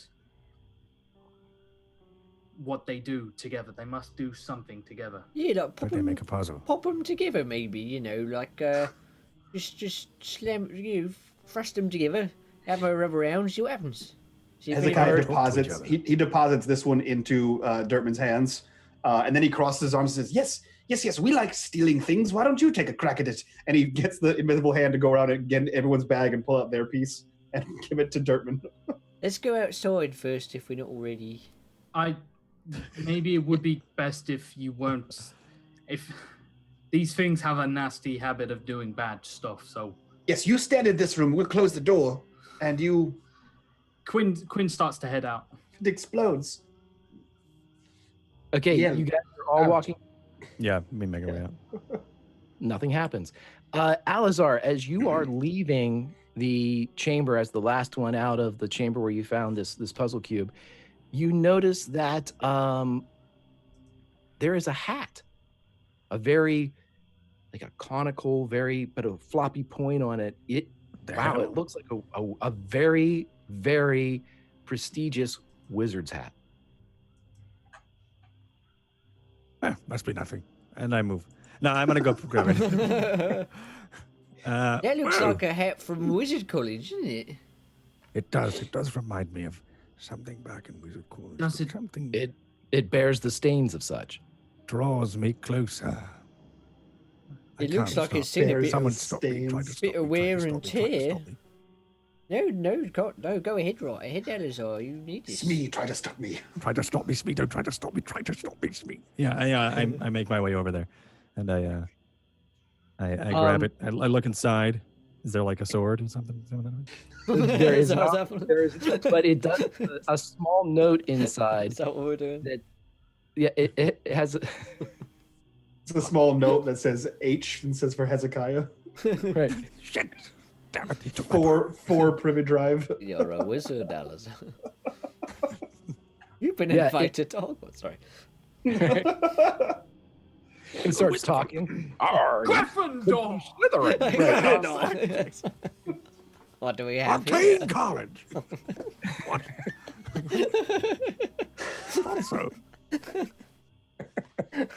Also, It does say to Alizar from chat. From chat. This is a. You're not sure if it says chat or chat. The A and It's kind of- oh, it's Chat. I remember Chat. Chat was a tricky man from back in a good friend of mine, roommates back in Arcane College. Master of Personality. very close roommates, I'm sure. Chat. We called him Twitch, but yeah, Chat was his name. Yes, Yeah, a bit of a twitcher. he was had a rather spasmodic way of talking. Always Yeah. made very erratic spells. But yes, he failed a lot. He failed a lot of the quests. This is a cap of levitation. Of course it is. Oh shit! I could just keep flying. Everything I get is flight things. You're getting a sign here. Now just take Rorik's cape as well and just. All right, let me just fasten this onto my old head here. And then I do. And 20 minutes later, you get a start cab of flying. Thinking. Right. Sweet. It's a Oh, bit yeah, of a you delay. Okay. haven't you? Yeah. So, Okay. do we get As soon outside? as you guys get outside, you are standing there when all of a sudden, because this is the finale, as soon as they are exposed to the air of Omu, the four begin to cycle and swirl out of your grasps as it forms like a helix around the party. And as it's spinning, you guys see like the ethereal spectral images of Moa the snake and Wongo the ape and Obalaka the bear and Aijin the Amirage. And as you guys swirl, you're looking all around, and the 4 of the 9 trickster gods gift you with the ability to do what they could not. As they have been subjugated by the current master of Omu, they are sending you, who they believe to be champions fit to defeat the Why did you new chuckle? He's Why'd got you laugh master. there? It was something in my throat. It's in the script. It says chuckle at this point. Chuckle at okay. Keep the Done. script, man. Check Come on, keep the script. Right. So as you guys, as it swirls, you guys are transported from the surface of Chalt to what feels like a very subterranean section. And the reason why you can say that is you're underground. You can look up and you're completely surrounded, but what catches your eye is the following. In front of you is a large crystal cylinder that seems to be filled with a swirl of energy and spectral essence. Atop this crystal cylinder floats what looks like a very disturbing, very angry, very ugly baby. And I will give you guys a picture of that because it's worth seeing in your nightmares. Just because Will shaved his face doesn't mean you got to call him an ugly baby. Right. I shouldn't have done that. I apologize. You are Will. one to talk, Michael Hunt. Oh, listen, Will, it happens so rare that you shave your face. I gotta take it while I can. That is amazing. That is an ugly baby. That is one. As a fucking 3 months ugly. premature baby, that looked a lot like me. Yikes. Wow. Way to go dark there, man. But I'm perfectly fine now. You're right. But the good thing is, I don't know what the big deal is. I've made it this far. What can happen now? Guys, I mean, I worked out just fine. so they'll be fine. Okay, so can you guys see the new map I put up? Hopefully, I have darkness. darkness. I Okay, love that Strider's description. Black. Like, I see before me black. Will, I can I'm go going in. to Yeah, ask you to go in because I don't know what's up with my roll 20. I got it. The cradle of the, I think it's the death nursery or cradle Yeah, of something. Cradle of the. Sounds good. Yeah, perfect. Cradle of Deafness, I believe it's on. You guys, we have to stop that baby before it starts voice acting. My Call of Cthulhu session last week. Right? No, we're not gonna do that. Oh, we're doing that tomorrow. No, Wednesday. Wednesday, right? No. Yeah, if you guys ever want to experience hell on earth, go back and watch that episode and just put that sound effect on loop. You'll be jumping off something high soon. Okay, so as soon as you appear in this area, you are suspended over an active volcano, or at least there's lava about 100 feet down. There is a pathway of stone that seems to ring this area. There are 3 kind of anchor points that go towards the central cylinder. There are a walkway large enough for anybody to easily and walk across without having to roll a check of any kind. However, the following happens as you appear in this room. You see this giant baby apparently feeding off of whatever is inside this cylinder. But the following happens for each of you. Alazar, you remember who you are. You've been here before. My God. This is where you lost your mind. This is where you fought Asarak. You don't remember anything else about who you were with or where they fell or why they're not with you, but you were here.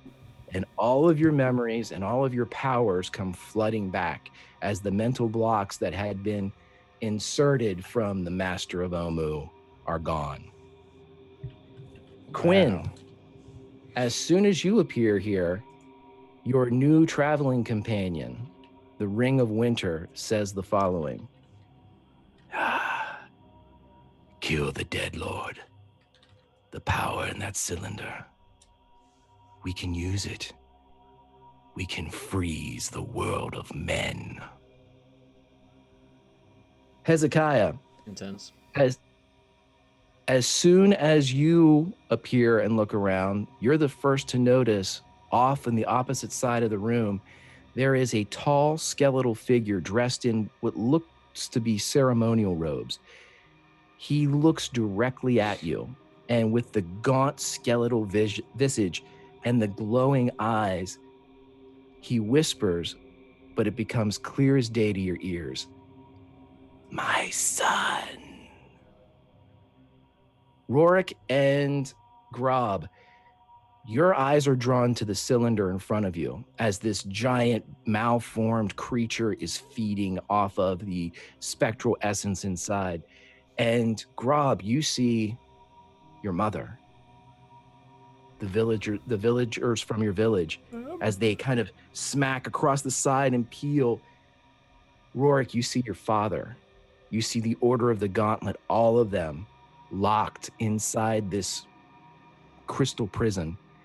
You know that they're gone. You know your father died. You thought he was in the halls of Heronius. He is not. He is inside this great prison, this soulmonger. And as he kind of smears across the side, trying to grip against the crystal to maintain his proximity to you, to kind of keep your face in his, Grob, you hear your mother. Rorik, you hear your father. At the same time, they say, save us, end this. And as all of you are trying to process everything that has just happened, all of the commands, all of the insight that you've been given, the being known as Asarak across the way that has just denoted that Hezekiah is his son, snaps his fingers, and a large creature appears on the walkway in front of you.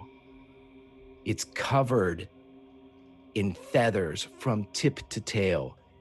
And I have a picture because it's dope.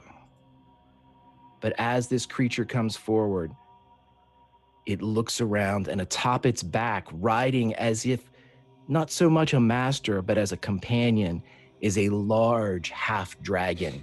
And as it sits proudly atop this majestic, if terrifying beast, it slightly slaps the beast on the side as if giving it the all clear.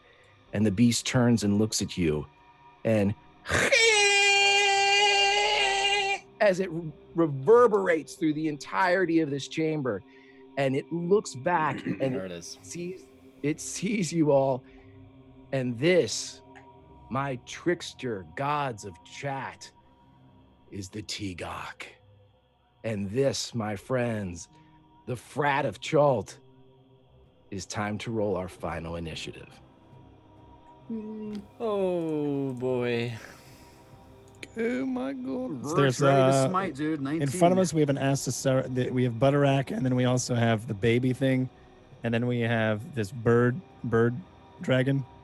Yes, and I will get you a picture of the bird dragon because the bird dragon deserves a picture. Beautiful. And here he is. Nice. Dope. The old Tigog. Looks just like it. Definitely not the King of Feathers. There it Definitely is, egg fried cheese. Thank you for the sub, my friend. Okay. Oh, and I get a wild magic surge as well. That's awesome. Thank you, dude. Alrighty. Is this baby thing floating? It is. Yeah. It's attacked. My initiative is Attacked by 19. Tubular. Wow, good initiative, guys. That's the Talk last about one. tubular bells. Wild magic. I rolled 3 826. When caster next enters his home, he is drafted into the military. That's fitting. That's beautiful. Oh man. Perfect. I got a job when I go back home, guys. Somebody offered me a job. Make sure I've got everybody here. Okay, I've got Hezekiah, Quinn, Grob. Rorik, where are you?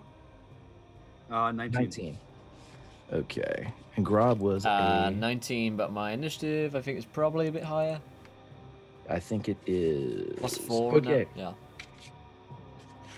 All right. So I have Hezekiah, Quinn, Grob, Rorik, and Alizar. And currently you are facing the combined might of a half-dragon and Tigok. As Tigok moves in to attack, Hezekiah, you find yourself faster. What would you like to do, sir? Where is this half dragon and the Tigok and Sarak? Sure. Do you guys have the map up? Was Will Yes. able to Yes. get... Excellent. I'm Yes, so it happy was. about that. I've got like you- dope dynamic lighting setup as well.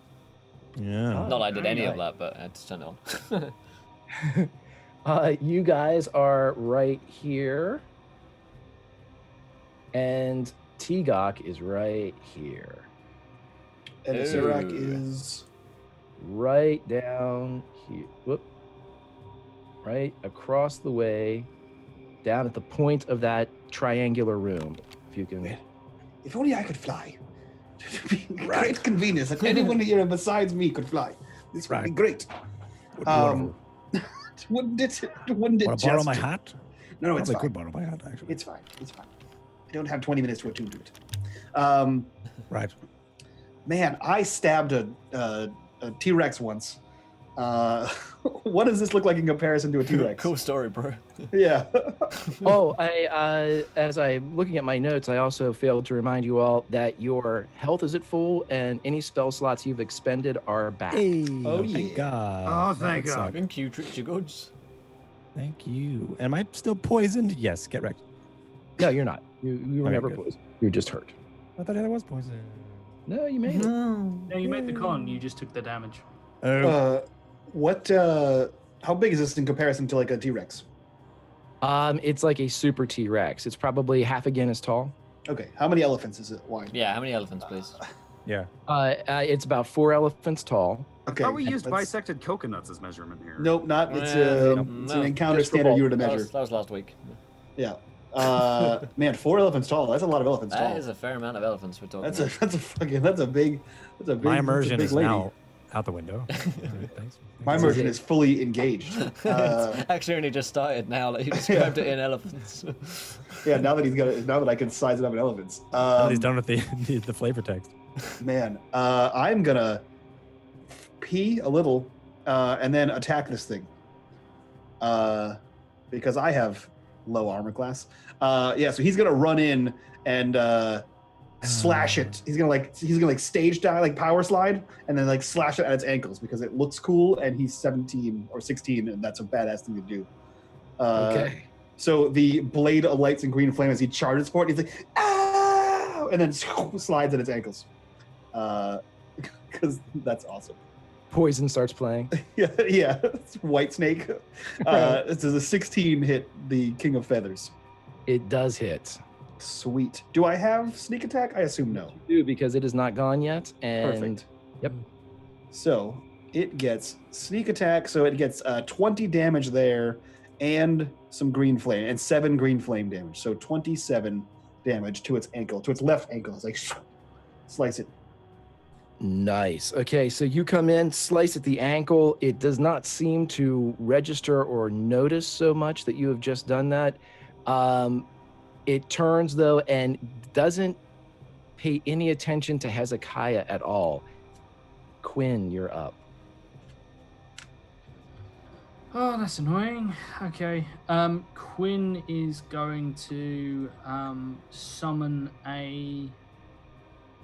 Yeah, he. Hey, fuck.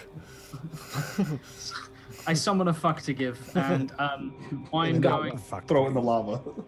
I frustrate the lava. I am going to create a moonbeam, and I'm gonna aim this Moonbeam. moonbeam. .com. God. We have Hashtag ad. and I'm going to do this at 4th level, and I'm going to aim this straight at Mr. Asarak, old buddy, old pal. Fuck that guy. Nice. Okay, so you're busting out the hits. What's the range on that? Oh, dang. 120 feet. Ah, you are within range. Good So stuff. I've marked on the map Asarak down the south, and then T-Cog here in the north. Is that about where it was, Greg? Yes, sir. That's Alrighty. very good. Cool. Thank you for your assist, good sir. There you are. So that is 14 plus 9. So that is 23 radiant damage. Okay, does he have a save to make, or is that just a... Yeah, con save, sorry. DC 15. He gives not a fuck. Yes. So he takes half damage from that. And I am going to... I'm going to turn into shit. I'm going to turn into shit. You've become shit. Already there, dude. Already Become there. actual shit, yeah. Yeah, we thought that of you before. And then, Welcome yeah, back. I'm gonna turn into a Welcome home. fucking. I don't know. I'm not because fuck it. At this point, it's Asarak. He don't give a shit. He will just murder me, one way or another. Yeah. He'll come over Okay. here and do it. So you have dropped your moonbeam on the King of Death. He basks in it, drinks it in, and does not seem to be fazed by it in the least. Good. Would you like to do anything else, sir? No turning into anything or no moving? No, I'm gonna keep it like that for now. Okay. Quinn, you're done. Grob, you're up, buddy. Ooh. What we doing? I'm going to... Has anyone attacked the T-Cog yet? Hezekiah. Alright, Grub will do the same. Fine. Because he doesn't really know what any of this stuff with the big baby thing is, or what's going on there. Like, he's seen his mother and the people of his village, but he doesn't really understand why he's seeing them, so he's gonna he rages because he's confused. And... Like most teens. like most anxious teens. This is why he's fighting with Hezekiah right now. And we'll smash the T-Gok on a +8. 10 on the first one. Unfortunately, the 10. Oh, 11 on the second one. Come on. No, I'm afraid that neither of those are enough to hit the T-Gok. The T-Gok. Its armor is too thick. Its hide too strong for the meaty ham bone that Grob wields so expertly. It's able to shrug off the pounding that he was promised. Grob, do you have anything else? You've raged. You've attacked. Raised, I've attacked, I've probably moved. Yep, I'm done. Rorik, what would you like to do, buddy? Okay, thinking, gonna cast Branding Smite. My next attack does some more damage. Very good. And you're going in at the dinosaur? Just so you have that there. Got it. Yeah, gonna run up, gonna use my first nat 20 to hit the dinosaur, smack it with a second level smite, and to also do my Branding Smite damage. So as the paladin runs up, double all dice and tell me how you throw a devastating hit on the T-Gok.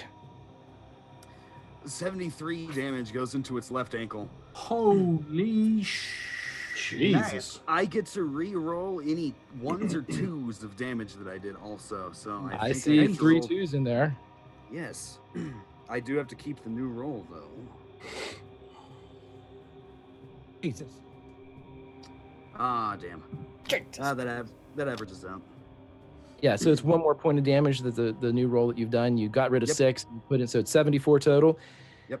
Okay, so you wreck the left ankle of the T-Gok as you come in and slice through. You expose tendon and bone, and this time, this thing roars into the air as the half dragon on the back is struggling to keep purchase as his mount is suddenly very, very wounded from the attack of the paladin. Do you have something else you want to do, buddy? Yeah, I'm gonna do my second attack, which is just paladin. I'm not sure if I should crit or not. You know what? May as well. I'm going to. Man, this is the roll. finale. You gotta get those critties out. Yeah. Hey, man. Oh yeah, man. No reason to hold on to him. I am going to But just we use can my move. crit again. Unless you're running Can I down. smite twice in one turn? No, because it's a bonus action, isn't Yeah. it, to add it? I'm not sure. It doesn't. I'm pretty say. sure. Yeah, it's a it- bonus action. Okay, well, if me math's right, I use my branding smite. I did 2d6, so it should be 4 now. Plus 5, I think. For 20 more. Okay, so you're able to Nearly follow up. 100 damage. I'm gonna Yeah. re-roll that 1 too, because I don't like 1s in my damage. Yeah. Get ready. Sure. Down to 19, up to 3 more, 23. 23 damage. Yep.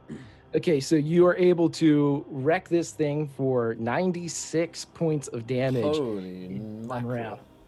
So as you come in and the Shining Paladin infused with the power of Heronius, his father and his entire order looking on from inside the crystal, for a moment, everyone in the room, Asarak included, can hear a cheer come up as the blinding light of Heronius and the blade in which Rorik wields cuts into this creature, this abomination, and deals it a devastating blow. 2, in fact. Jeez. Well done. All right, Rorik, as you have caused this creature a intense amount of pain, several things happen. Everyone that is not engaged at this point, which I believe would only be Alizar and Quinn, because Quinn never is not up in melee. You all witness the following. Quinn, you especially, because you are looking directly at Asirak as he begins to cast something, and you see a tendril of almost baby blue, light blue energy kind of snake rapidly across the 100+ feet between himself and Hezekiah. And even though Hezekiah is engaged, the beam kind of loops around his neck and it turns green, the exact same color as the green flame blade. And as it turns green and begins to go into Asirak in the opposite side of the chamber, you see Hezekiah begin to age. As the acne disappears, his face becomes still youthful but more angular. As the Lord of Death begins to drink from Hezekiah Crowsbane. What else happens is the following. A bite comes down on Rorik with a nat 1. I'm going to change that, though, because I got a crit some. You got like 5 You nat 5. 20s. Yeah. 5, God. Yeah. I'm gonna change that to a crit. So with that damage, is what would that be? 94? 94 piercing damage as the creature bites into Rorik and throws him back towards Quinn, almost bisected from the bite. Rorik drops in front of Quinn and slides to a stop as the blade of Heronius clatters and slides beside him. The tail comes swinging around, but just at the last moment, it stops and ignores Hezekiah that is at its side. Alizar, you are up. I am going to cast Shatter on the walkway underneath the T-Rex and try to have it clamber into the lava and hope that my party members are quick enough to not. You guys can all fly, right? You all got that ability, right? You guys all have that, right? Everyone's got all these hats. Everyone has all these hats. Yeah, and then I do that. So here comes some shatter. I point to the ground, and I say some arcane poetry, and even the stones crack up with amusement. It takes double damage as well. Shatter's nasty like that. It does double damage to structures and constructs, I believe. Okay, so it does, yeah. Yep. Beneath the ground, you see that the stones are cracking underneath the weight of this immense beast. Hezekiah, you in the moments between this flash of combat, you look down and you realize that the ground beneath you, while it's still holding, is beginning to splinter and crack. This seems to be a timed event now, that it's not a matter of will this part or this section of the walkway crack and break away, but when. It's holding for now, but there are splinters and spider webs appearing at your feet. Alizar, do you have anything else for us? That is it. Okay, back With to the my top hat, of... can I levitate? Actually, you're currently 2 inches above the ground. Oh, I'm just already. Okay, sweet. Mm-hmm. Okay, cool. All right. Oh boy. Okay, great. Yeah, I'm gonna hang out here. So there's a baby floating. There is a baby floating, and it appears to just be suckling from the spiritual energy that is inside this crystal vat. This little thing is the spirit monger, the soul monger. Yeah. Okay. And it's chowing down, man. Disgusting. I love it. Yeah, it's just drinking. Got a little bit on its lips, and All right. Right. Sweet. You don't like that noise? What's going on? You see a washwoman from Neverwinter get sucked in. Oh no, please! It was a drink. Exactly. Is it Hezekiah's turn? It is. Top of round 2. Hezekiah, I would like you to make a con saving throw for me. Oh, sir. no. Oh, yeah. I'm not great at those. 16? Okay, so you feel yourself not necessarily getting weaker, but it's almost a return to how you felt originally before that wild magic had taken you a couple episodes back, and you were blessed with the youth that had already passed you by. Mm-hmm. You feel yourself returning to a more familiar age. And as you look at your hands, you see them become, more muscled and angular and weathered. And you do, however, feel yourself weakening, as if something is being pulled from you. And because you have a moment to kind of glance around, you can identify the now green tether linking you with the creature across the way. Is this as the King of Feathers? Is this like an arcane tether, or is this like a more of a physical thing? It looks as if it's transparent. It looks like it's arcane. Okay. It doesn't. If you reached up with your hand, you doubt you could grab it. Okay. So he sits in like a rapier pose with one hand behind him, the rapier in front of him, the blade alights in green flame, and then I wiggle my fingers behind me, and my invisible ghost hand appears next to Quinn, and I use my nat 20 to steal the ring off his finger. Suck it, Quinn. Oh, the plays. Okay, so this, even with the nat 20, you are able to pull it off, but I need you now to make a Constitution saving throw, because the Ring of Winter has chosen a wielder, and you have forcibly removed it from the wielder, and it is sentient.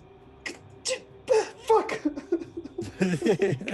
Okay, so the ring, Quinn, the ring pull off your finger, and as it pulls off, you hear the ring screaming and clawing at you mentally to try to stay connected. And just as soon as that hits, Hezekiah, you get a backlash of psychic energy. It doesn't do you any damage, but it disrupts your mage hand enough where it loses its ability to maintain the grip, and the Ring of Winter hits the ground, bounces, rolls around a bit, and comes to a rest maybe 2 feet in front of Quinn. Quinn, it appears as though your ring rejected you.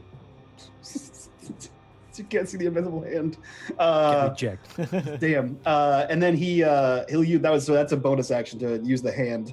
And he will take the green flame blade and cut at this green umbilical cord to his throat, and see if he can damage it with his green magics. Okay, roll an attack roll. 26. Where was that a second ago, you fuck?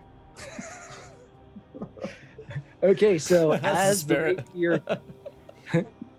as the rapier hits the green tether, for a moment the energies kind of melt, almost as if, when two lightsabers clash.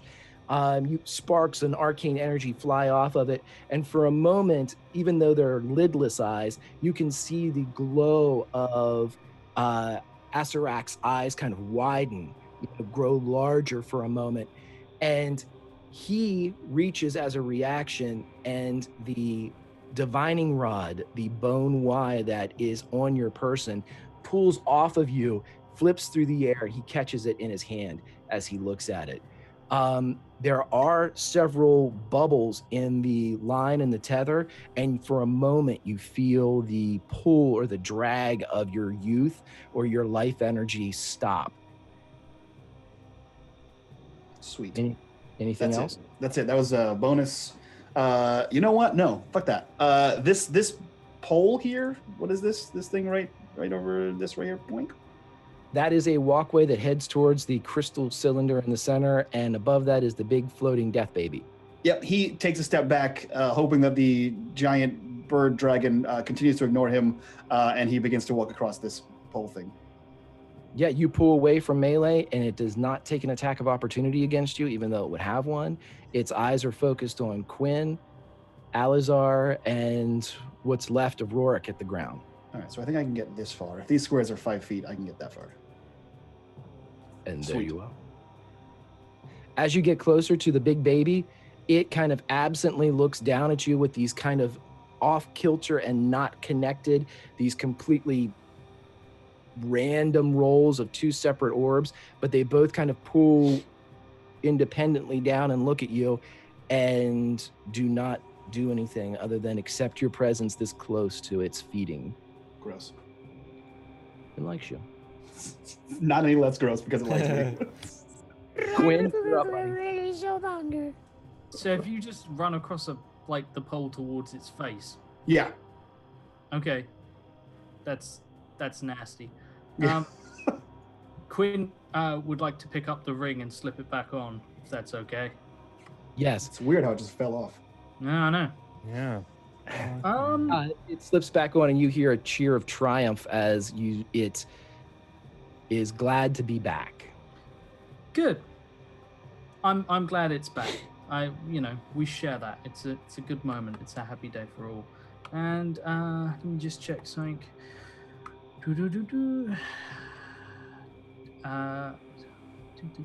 That's it. Nope. I'm going to go ahead and cast this at 4th, and I center this on Hezekiah. Here it is. Here it comes. Oh my god. Only with the frat of Chalt will you get PvP in the middle of a battle. I feel only right in reminding Greg that Josh does have 3 nat 1s left. Oh wait. The best part is you centered on me. You centered on me, right? Yes. That's what you said? It has a 40-foot radius. Yep. You hit everyone in the fucking room. That's amazing. Well, no, it's 5 feet, and it's let me see. 20-foot tall cylinder with a 40-foot radius, centered on the point you choose. Yeah. So he hits everybody, Unless including Sararek. Yeah. I will allow you to... Josh is Where's the takesies backsies button? Hold on a second here. Oh, okay. Slow down this train. Little did he know the train was already off the rails. What train? It's more of a It's more of a child's go-kart, really, isn't it? Right. I need a dex saving throw from everyone. Everybody, what's your DC? So sorry, guys. Go team. Thanks, asshole. Yes. Oh no, wait. Dead. That's myth. Yes. Wrong M. Oh wait, that's myth. God fucking damn it. Yeah, I have a +9 to Dex. It's my jam. Okay. Asirak starts to slip, and you hear from across the way, "Oh, fuck no."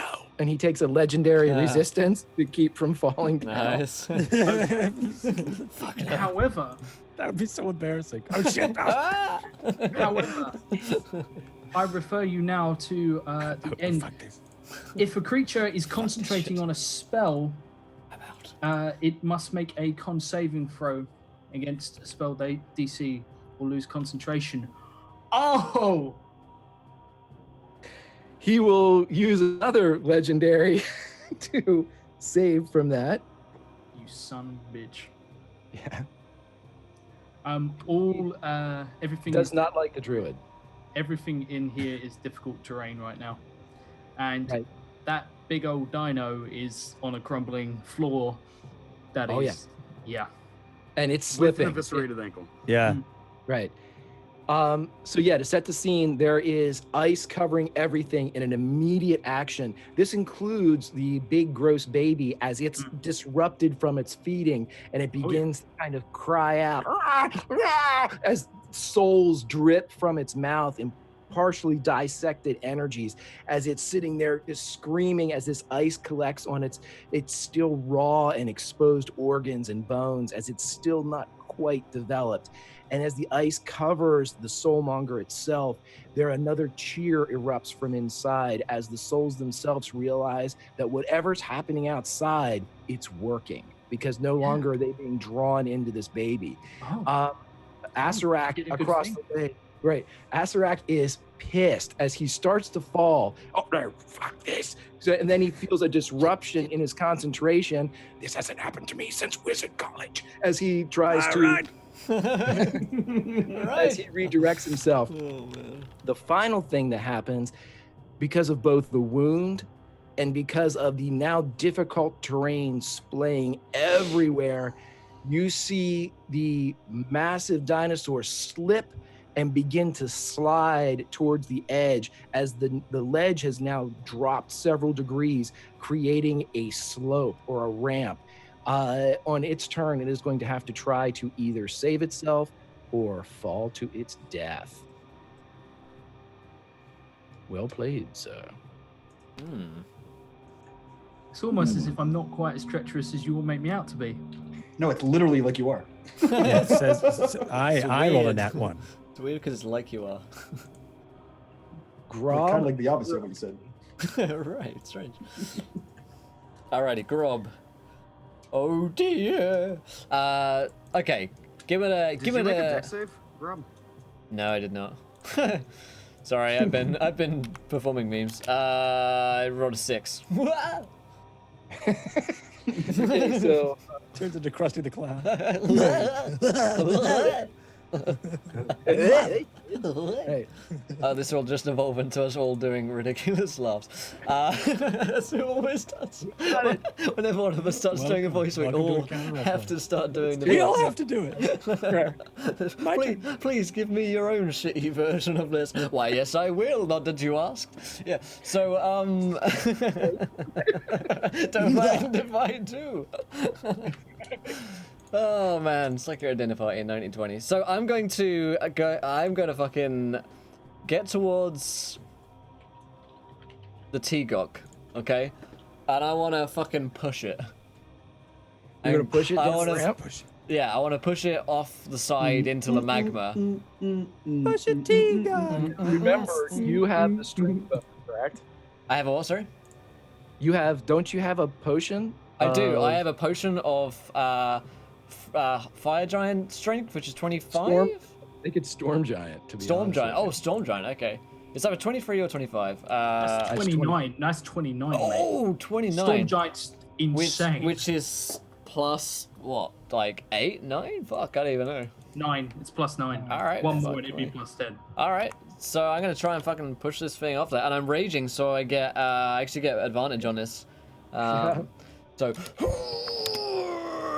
28. As you guys see in textbook linebacker form, Grob runs across the area, somehow managing to keep his footing on the icy terrain, slides. I skate. He skates just hands behind the back, Yeah. going down the river. Yeah. And at the last moment, shoulder check, arms, push, and I'm gonna make a. Yeah, I use some like swords as skates as I go down the pushing myself along. Yeah, and you see the Tegok kind of scramble as the half dragon moves to kind of get off as it realizes its mount is now sundered. But before it has an opportunity to do so, both rider and mount fall off towards the lava, and with a splash of molten rock, the Tegok is no more. Take that, chat. Not one. Yeah, now you're fucked. Yeah. What did I say that? A meteor comes, just hits you. And we're like 50 miles underground, but meteor still comes. Plows through the ground. It comes to the the soundtrack of Dig Dug as it's on its way. Yeah. Rorik, I need a death saving throw from you, sir. Unless Grob, you have something else you'd like to do. I don't move. No, I'm done. Woo, 12. That is your first failure of your death saving throw. You do have 2 20s, I don't have Rorik. any heals, I just realized. Yeah, I know. I'm holding out. Okay. Well, what if that was a 1? Across the way, Gotta think about these. the green tether re-erupts or refills, and Asirak begins to drink again from Hezekiah. You guys see as gray shoots erupt through the temples of Hezekiah as the aging process seems to be accelerating. So his spell was temporarily cut off, right, when he failed his Constitution saving throw to maintain? Right. He did not get the benefits from it last time, but it is Sweet. continued into this round.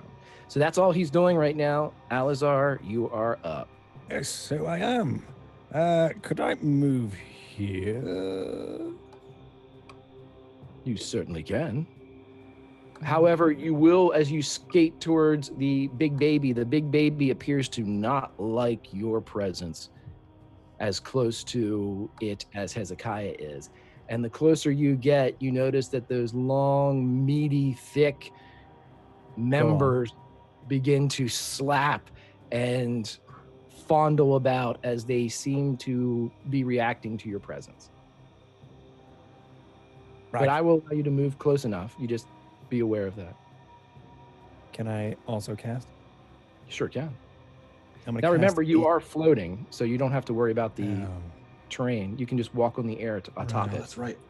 Wonderful. I'm going to do my favorite spell that I haven't done yet ever at all. Mm-hmm. I'm going to, the way this is going to work is, how do I even want to cast this? Wow, I have no idea. So I'm gonna cast anti-magic field, but I'm trying to figure out how I would be able to, how that would work here, narrative-wise. But that's the only thing I care about, not actually what it does. Let me see what the hell this thing is. What the hell's the reagent? There is a cool. materials, a Just- pinch of powdered iron. Oh, what?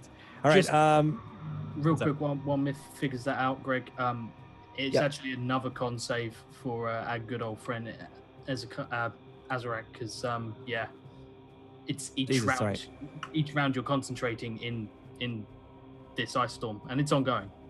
Ah, nice. Oh, yeah. So even if I just have to burn through all of his fucking legendary actions, I'm fine with that. It's a con save, you say? Yeah. 24. He gives no fucks. It's literally a whole module about him. He's the big man. Not giving any fucks about you.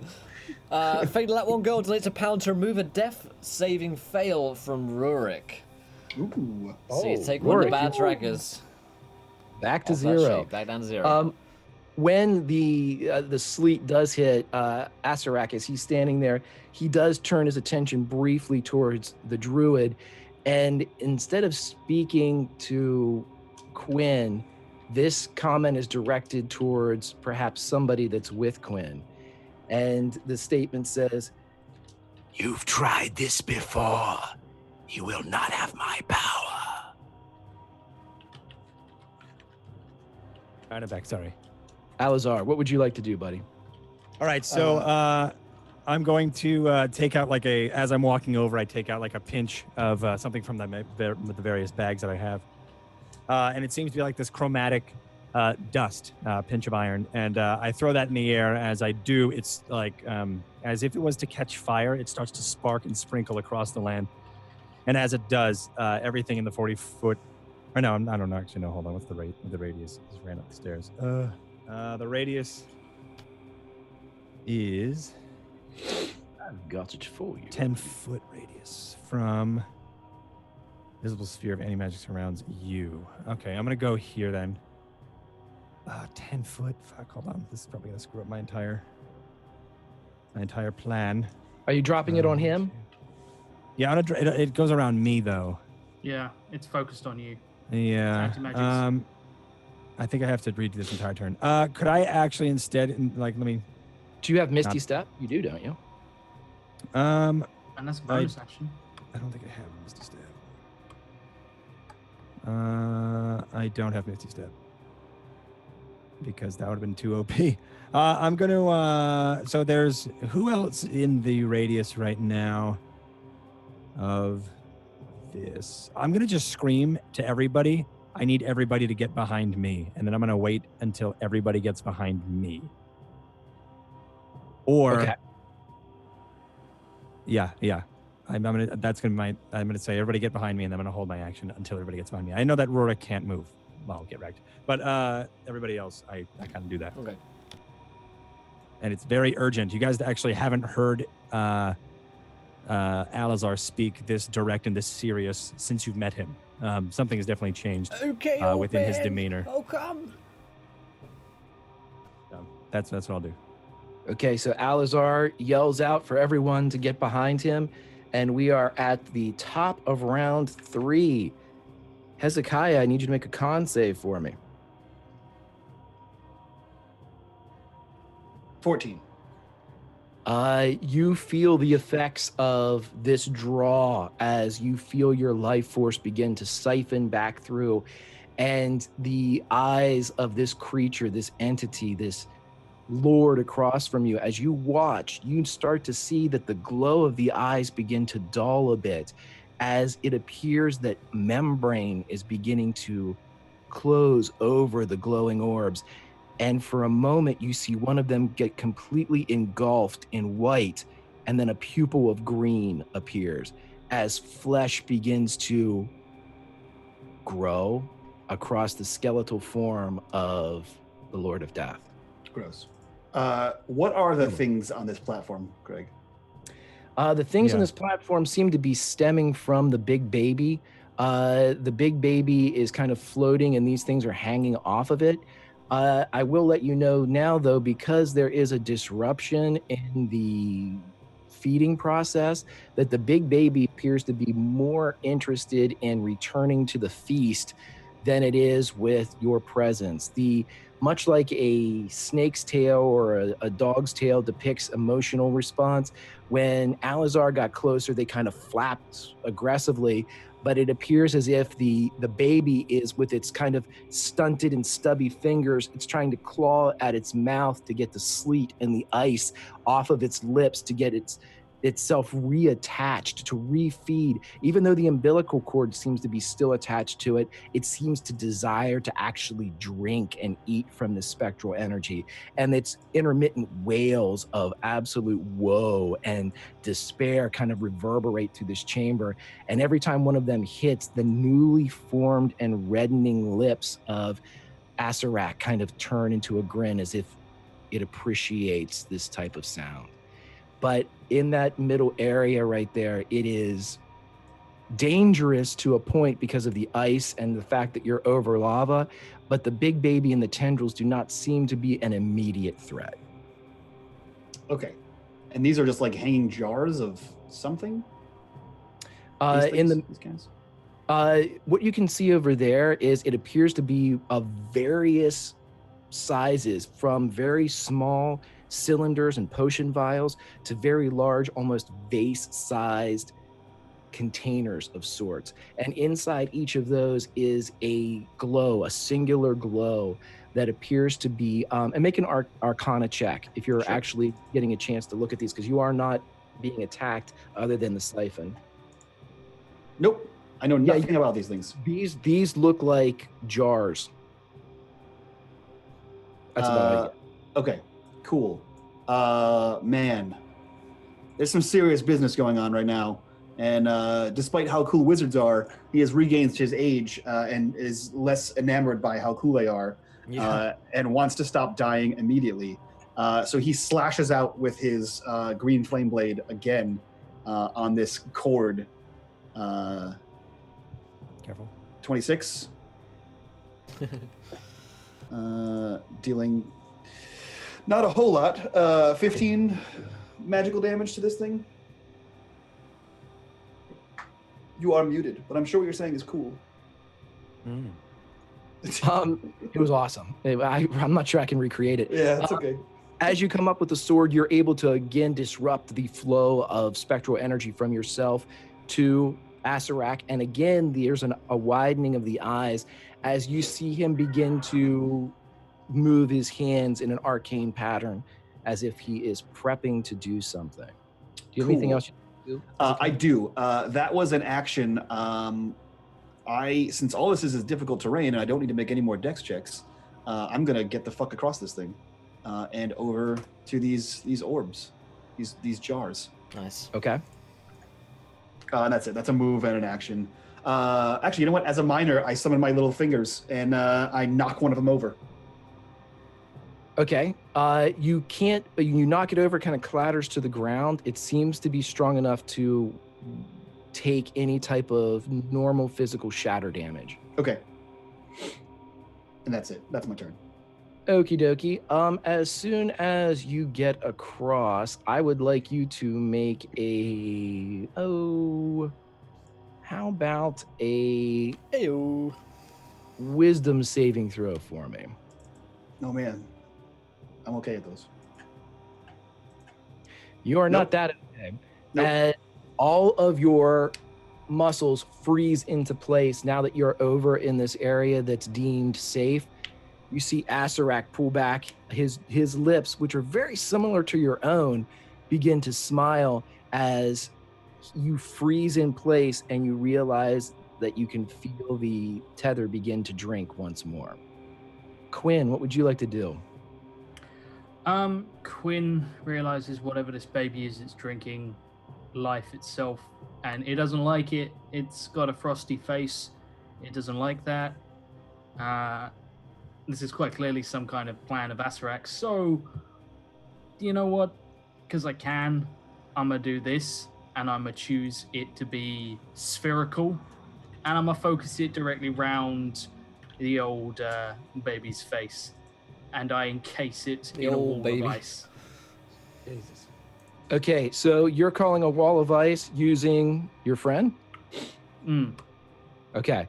So as Quinn brings up his hand, ready to splay druidic magic, the ring on his finger flares to life. A blue energy creeps out, and Asarak, his newly minted eyes again get wide. How are these idiots doing this for so long? As a wall of ice, you're saying you're putting it around the crystal sphere or around it? It's around its face, and basically you know how Spider-Man does that thing where he whips, that. Okay. So as the ice creeps over, the baby is in mid-wipe as it gets hit with this ice, as it freezes its fingers to its flesh. And for a moment, you see it screaming. Its eyes, the malformed, independent eyes, are not covered. And you see it pulling and writhing and just absolutely wailing. And it does get its fingers or its hand free, as two stumps of fingers are still twitching in the ice, frozen there, and gore splays out of both the fingers and the now digitless hand as it pulls away, and it begins to thrash, and you see the umbilical cord pulling, and anybody that is currently on the structure, which I believe is Alizar and Grob, correct? Yeah, I said that I'd move where Alizar asked me to. Right. So, you guys make a dex save. Actually, Alizar doesn't have to do this. Grob, make a dex saving throw. Goodbye.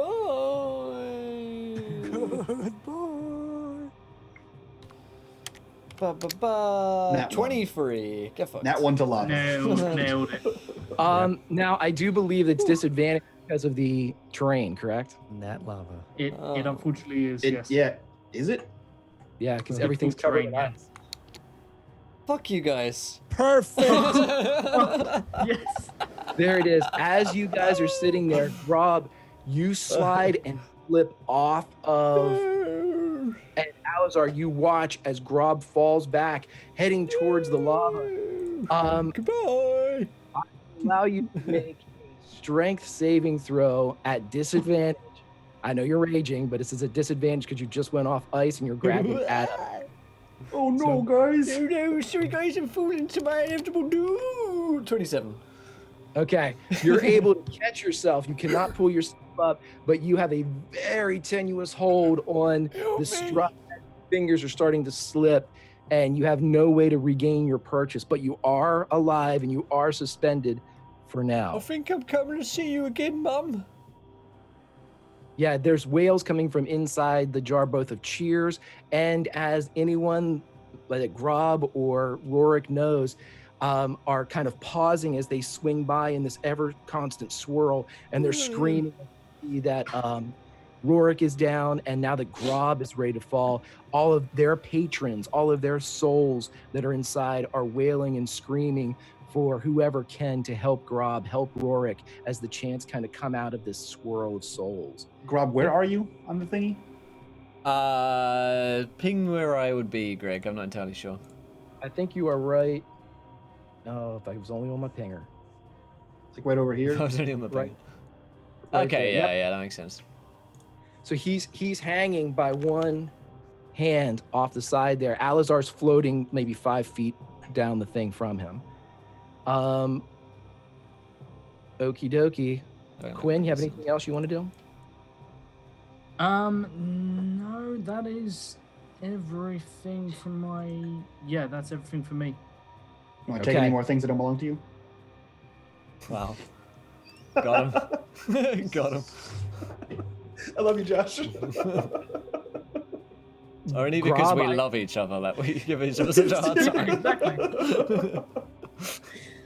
Grob, I need you to make a strength saving throw, and for all intents and purposes, this is a death saving throw. Goodbye, cruel world. Constitution saving throw, is it? Just a strength. Just strength. Okay. A bit better it is. Come on. It's rolling 24. Okay, your fingers slip just an inch, but you're able to kind of grip through the ice into the stone as you feel the giant muscles kind of course through you in the adrenaline of the giant race. As you grip into the stone itself, the very will of Grob keeping him from falling into lava. Can I throw myself off? Like, you know, when you're like on the side of a cliff and you leapfrog yourself off. I mean, you'd be very familiar with leapfrog, Greg.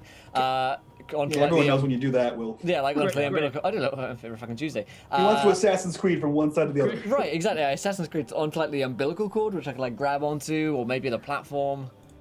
I will give you a chance to get onto the umbilical cord. Give me an acrobatics check though, because this is more. Do it. Acrobatics. Oh fuck that! I don't know if I do that. Don't die, Will. Do it. Just do it. Just do it in that 20. All right. Yeah, I don't give a shit. Let's do this. Acrobatics plus 5, 14. It's not. Okay, it's above So average. on a 1. Well above You pull average. yourself It's in the up. range of average. Right, you pull yourself up and you leap like myself. towards the umbilical cord, but you grab it, but it too is covered in a sheen of ice. As your hands slip off and you begin to fall, you are above the walkway, but you are falling back and you are currently over the lava. However, little bit of help here. Give me the hat, Alizar. Give me the hat. Can I, real quick, as I haven't used my bonus action, Yeah. am I Indiana within Jones me. range? Am I within range to grab him? no, you're not anywhere near them. Are you? No. No, he's currently suspended in midair as all of this is happening within the same 6-second period of time. Could you ping on the map where you're falling and doing all this dance of death? I'm the orc on the map here. Oh, why are you over there? And then I'm on like this tentacle now, just on the left. Jesus. Yeah. Okay. Well, Okie dokie. Rip. Well, see ya. Solid outlook, Myth. Okay, Rorik, you are up. I need you to make a death saving throw for me, sir. Dude, I feel as dumb as Rurik. I totally forgot how death saving throws work in this. I forgot you get health back if you get in that 20. Yeah, baby. Yeah. We tried to warn you, like, hey man, don't forget about those crits that will resurrect you. No, I got it. Like, no, I'm just gonna keep rolling. Back when I used to play, man, like a crit would be 2 successes. Back in my day. Yes. Right, When so- I was a young. Isn't that a hit die of you roll a hit die to see what you get back? No, it's just one. If you crit, you It's just just get one. one, If yeah. you If get you get in that 20, You actually get also get to use an action as well when you come back Yeah. from one. Okay, you so actually Rorik, also immediately kill Azarac. So. Yeah, that's actually how it Yeah, works. it's a little known It's a rule. divide. That's right. We're testing it at the moment. Because you've defeated death. Right. Ergo, Azarac. Yeah. there you go. There you go, vis-a-vis. Vis-a-vis, yes, exactly. I am going to pool my entire healing crew Ricky right Gervais. into myself when I guess Okay. awake. Oh shit, I get a nat 20 from Lauren, thank you. I will live. Oh, the hell with you, Lauren. Okay. All right. Yes. So Strider, Rorik comes back, 1 hit point. You drop how much into him? 35. Okay, so you're back to 36. Yep. You have movement, and I think that's it. Okay, I have a couple questions then. You would be. You said there's a walkway everywhere around here, or just we're standing on a walkway and the only way to get over to him is over the weird baby cup? Like on a shelf, right? Yeah, but Yes. there's a walkway along the sides, like over here. That's oh, okay. yeah. There's a very small one. Now the actual, like the 3 that you're walking across are a little bit wider. It's kind of deceptive because they're trying to make it look like a pit. But yeah, you're able to kind of shimmy across like a 6-inch ledge over on this side, if you so desire. Oh, Cheeky 6-incher. I'll move as close to the baby cup as I can. I don't know if I can get all the way up there this turn. Baby but- cup. Walk along the 6-incher to the baby cup, yeah. Yeah. I will let you get up there, Sounds and right. you kind of, yeah, Jesus, you guys roll up. Boy, I'm gonna miss this. That's our you- first full length album as a band. 6 inches of baby cup. Brat of Chult, 6 inches of baby cup.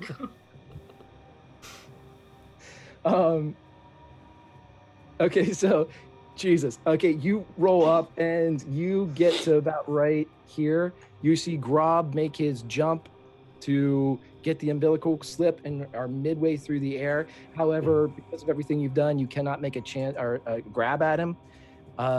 Anything else you want to do, Rorik? No, just besides, he's picked his sword up off the ground, of course. So that's it. Okay, yeah, he's able to retrieve his sword. Okay, at this point, ping your locations for everybody. I'm pretty sure Quinn's back here, and everybody else is on the bridge, right? Yeah, Grub's got a little orc token there. I put on Right, the thing. and Hezekiah is over there. Right, okie dokie. Okay, so at this point, everybody that is standing by the baby cup, I need you to make a dexterity saving throw for me. Why? Baby cup. That's what we call them these days. That's what the kids are calling Good them. old baby cup. That's what the kids are calling them these days. Is that a C cup or a baby cup? It's a baby cup. It's a little baby cup. Little baby cup, buttercup. Okay, Where's that little guy so right there? That's a baby cup. Don't worry No, about it. that's not it. 11, 15. I hate this. I'm gonna need one from Quinn as well. Oh my god.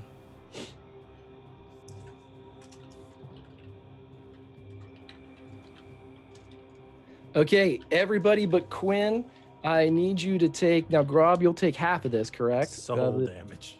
Correct. Yeah.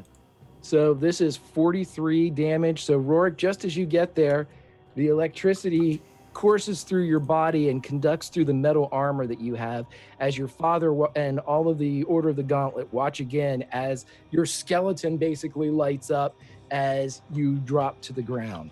I spend my last nat 20 on dodging that. Yeah, sure. If you want to take half of it. Nice. Yep. Yeah. Yeah. Yes, I am Round up or round down? Round down. So yeah, as you go through, Grob, you take half, Strider takes half, Yep. Josh takes nothing. Now, it is at this point that you guys begin to see the following. Anybody that might have looked as Asarak shoots, you see that Hezekiah is frozen off to the side, just completely inanimate. And you realize that Hezekiah is now on the balcony across from you, dressed in the robes of the enemy that you once saw as the skeletal spectral image of what can only be a lich or the Lord of Death, as Hezekiah begins to crack a newly formed and newly reconstructed neck covered with new membrane and tissue and tendon, and the green glowing eyes, very reminiscent of the green flame blade, continue to drink from its siphon of Hezekiah. And Grob, you remember what you were told way back at the beginning of all of this, when you were sent on your mission, where you were promised the return of your mother and the villagers, if you help the clerics. But at the appropriate time, you had something you had to do. You know, now is that time. 3d10 of healing to Rurik. I look towards Hezekiah. Which one?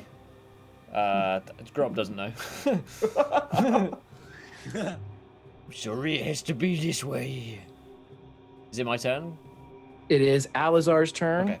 and then it'll be at top of the round. In that case, I don't say I'm sorry. I don't give All myself right. away. Alizar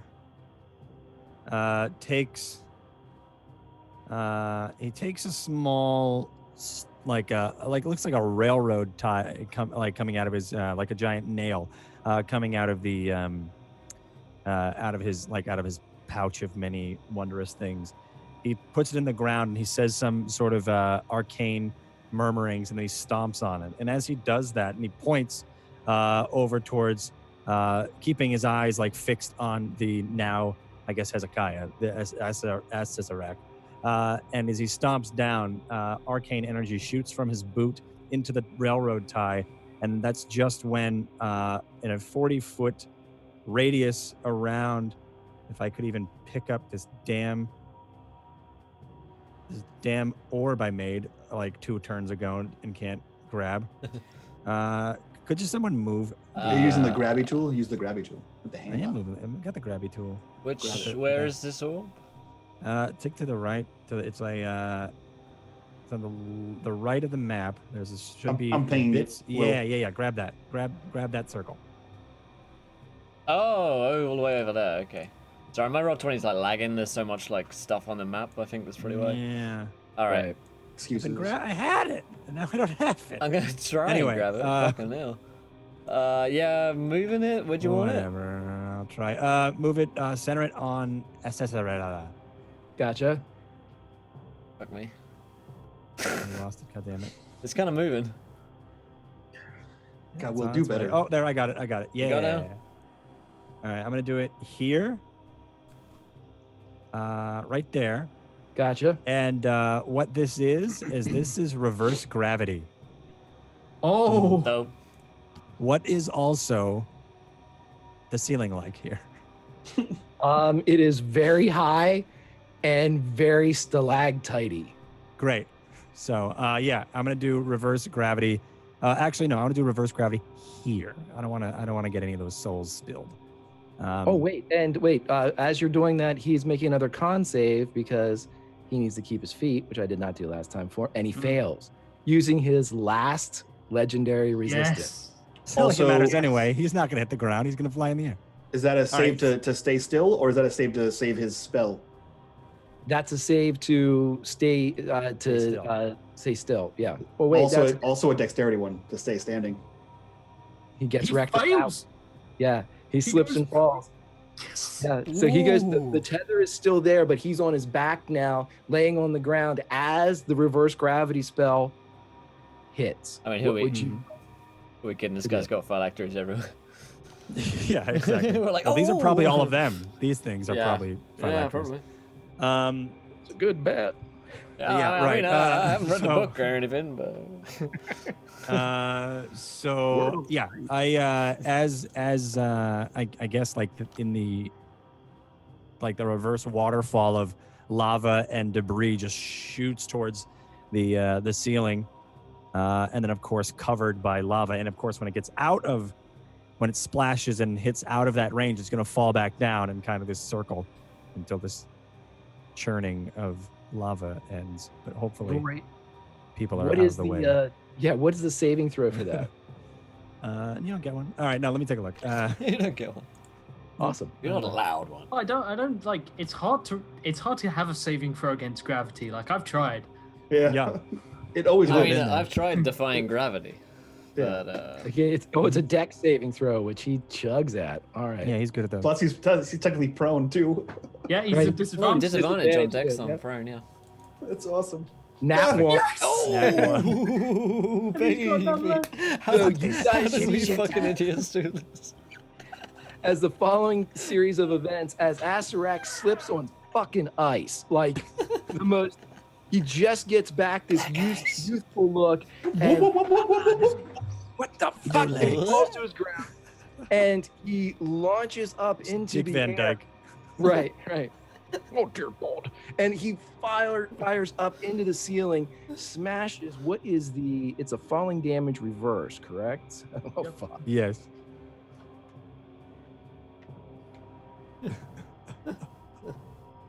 Oh my. Okay, so he smashes into the ceiling, taking 35 points of physical damage as he crunches up there. But that's easy for him to handle. The only problem is he is now surrounded in a puddle of lava that rushes up to meet him. And those of Critical Role know that if you even touch that shit, it's fucking 10d10. So for an additional 62 points of damage onto the Lord of Death, as he is sitting there burning the new flesh of Hezekiah, ripping and kind of sloughing off to the side. The tether is still there, though. For the record, the Constitution check works. The rules is written here. Since I'm the one getting fucking tethered, it's half the damage you received, or 10, whichever's higher. Right. Does the tether hold? Get wrecked, please. It holds because he has a certain item that is keeping him linked to. I have a quick question. Get erect. I have a quick question. How high is the ceiling? How high is it? Yeah. It's a D6 for every 10 feet of falling damage. Is that it? Yeah. So It's 100 feet high. He's at a slope, so he was at the side, and he went up about 60 feet, but he's dragging along it as the and then lava. Yeah, and then lava's kind of just going with it. Yeah. So They're trying to do the hypotenuse. What's the What happened to the baby, by the way? Baby also takes fire. Yeah, I was gonna say. Baby also- Let's talk about how we can murder the baby here, guys. Come on. Let's really put our The heads ba- together the on this one. Oh my The God. baby's got ice around its fucking head. It lost 2 fingers. It's now getting burned. Its fucking And head. tears are erupting from inside the crystal as somehow the frat of Chalt is able to bro its Dead way baby jokes. to a very favorable position here. I have a quick question. The fist bump of victory. Already came full circle here, guys. I realize, of course, that we just did a shit ton, but how wide is your radius of anti-magic? It's not anti-magic, it's gravity. Anti-gravity. Anti-gravity? Yeah, Anti-magic's 10. I was gonna do the same thing earlier and just have them fall in. Yeah, but you're- then I you're was like, going all fuck that. fucking- Anti-gravity is this blue ring. He's going all fucking Sandra Bullock in Gravity. No, the blue ring was something. This oh, light the light blue- blue the light ring. blue Yeah, the ring. light blue ring is anti-gravity. Okay, all right, never mind then. Okay, But so when the lava reaches out of that, like it'll flow and then it'll go out of that radius. It'll churn back in and then it'll just do this fucking Right. So This whole if time. he hit at the Activate point- lava lamp. yes. That's exactly what's happening. Yeah. I've This giant gotcha. room's a lava It lamp. cools and sinks. Yeah. It goes back up. I'm with you. Oh. Yeah, he's in a world of shit right now. So All My right. name is Alazar. Greg, how fucked am I right now? This is my question. you are able to move now though. Okay, cool. Yeah. That's good. I like The moving. the tether is still on, but you are able to move. You do, however, feel that it is still draining into. Right. Grob, are you still hanging, dying? Am I? You are flying through the air, but it is not quite your turn to. Oh yeah, resolve it. I've got anti-gravity. Oh yeah, I'm flying. Do you? Because anti-gravity's way over here. Yeah, you're right. I'm flying downwards. I'm falling and dying. Yeah, you're fall. He's like. Oh, currently- he's hanging on the thing though, right? No, he Or is No, it no, actually let go? slipped. He's Yeah, now I slipped. falling. I'm now falling. Oh shit. I How slipped and I can't get up. how far has he slipped? I'm like falling to my death. No, I don't. I can't. I can only lift 30 feet. I can only lift 30 pounds, rather. Damn it, Grob. Is he near one of the tentacles? I've been trying to lose weight. He tried to grab the umbilical cord and missed it, so he's basically suspended over lava at this point. Okay. Damn it, Grob. You're making this difficult to save your life. You shit. Just like it to be known for the record that one guy today has said that I look cool without a beard, so I'm taking that as a Yeah, I saw victory. That person is a liar. Confirmed. He's trying That person is a liar. He's trying to build you up to break you back down. Let me stop that real quick. Damn it, Grob, I can put you to sleep so that it hurts less when you die. No, I got on that 20. Don't worry about it. Feather fall, it'll hurt more when you slowly die. Excruciatingly lower yourself slowly into this molten pool of lava. How big are these Ow, ow, tentacles, ow, ow. Greg? How The big are these? The tentacles are about 5 feet in diameter, so they're thick, kind of like banyan root type of looking sons of bitches. And they're just kind of like. Yeah, all over the place? they're kind of flapping in reaction to the big Being baby burnt. screaming, being burnt, having its fingers ripped off in ice, not knowing where the fuck it is, not being Yep. able to bed Mhm. anymore. Yep, Yeah. those are all things I care about. So he is going to, Hezekiah is going to step towards the edge of this thing now that he's free to move, and he's going to push his hand out, and you can see the ghostly thing turn invisible. He's going to grab onto one of these things, one of these tentacles, and with 30 pounds of pressure, he's going to force it down towards Grob, so that Grob has a chance of grabbing it on his turn. It like fucking slaps me down into the Yeah, lava. it's, you know, it's I down. bitch slapped him Propels me This is for Cthulhu. That'll help with the DC, sure. Cool. And then with his other hand, he points the rapier up at Acererak, and he shoots a firebolt at him. Firebolt. For S's and G's. Yep. 13 to doesn't- hit? No. Is he I mean- still technically prone? I mean, it doesn't Yeah. matter. It's still 13. But no, it doesn't. So a green just, poof, a rocket of green flame lights up at him. Yeah. That's it. That's his turn. He doesn't even pay attention. He has way too much of this shit. Quinn, you are up, and the Ring of Winter says in your ear, Now it's in our grasp. I go for it. I go straight at it. Is it falling or is it still... you mean the crystal cylinder, or what are you talking yeah, about? the cylinder, yeah. The cylinder is been pulled free, and the big baby has opened the top.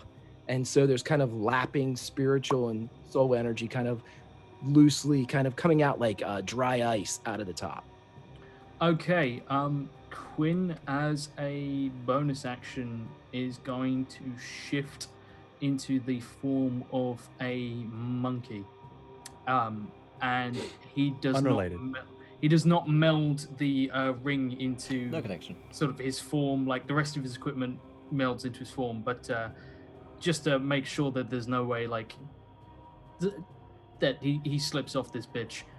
He goes straight up, climbs up, and he just slams his fist into this pool of swirling energy. The best part is your ring doesn't make you immune to slipping on ice. Yeah. Just cold damage.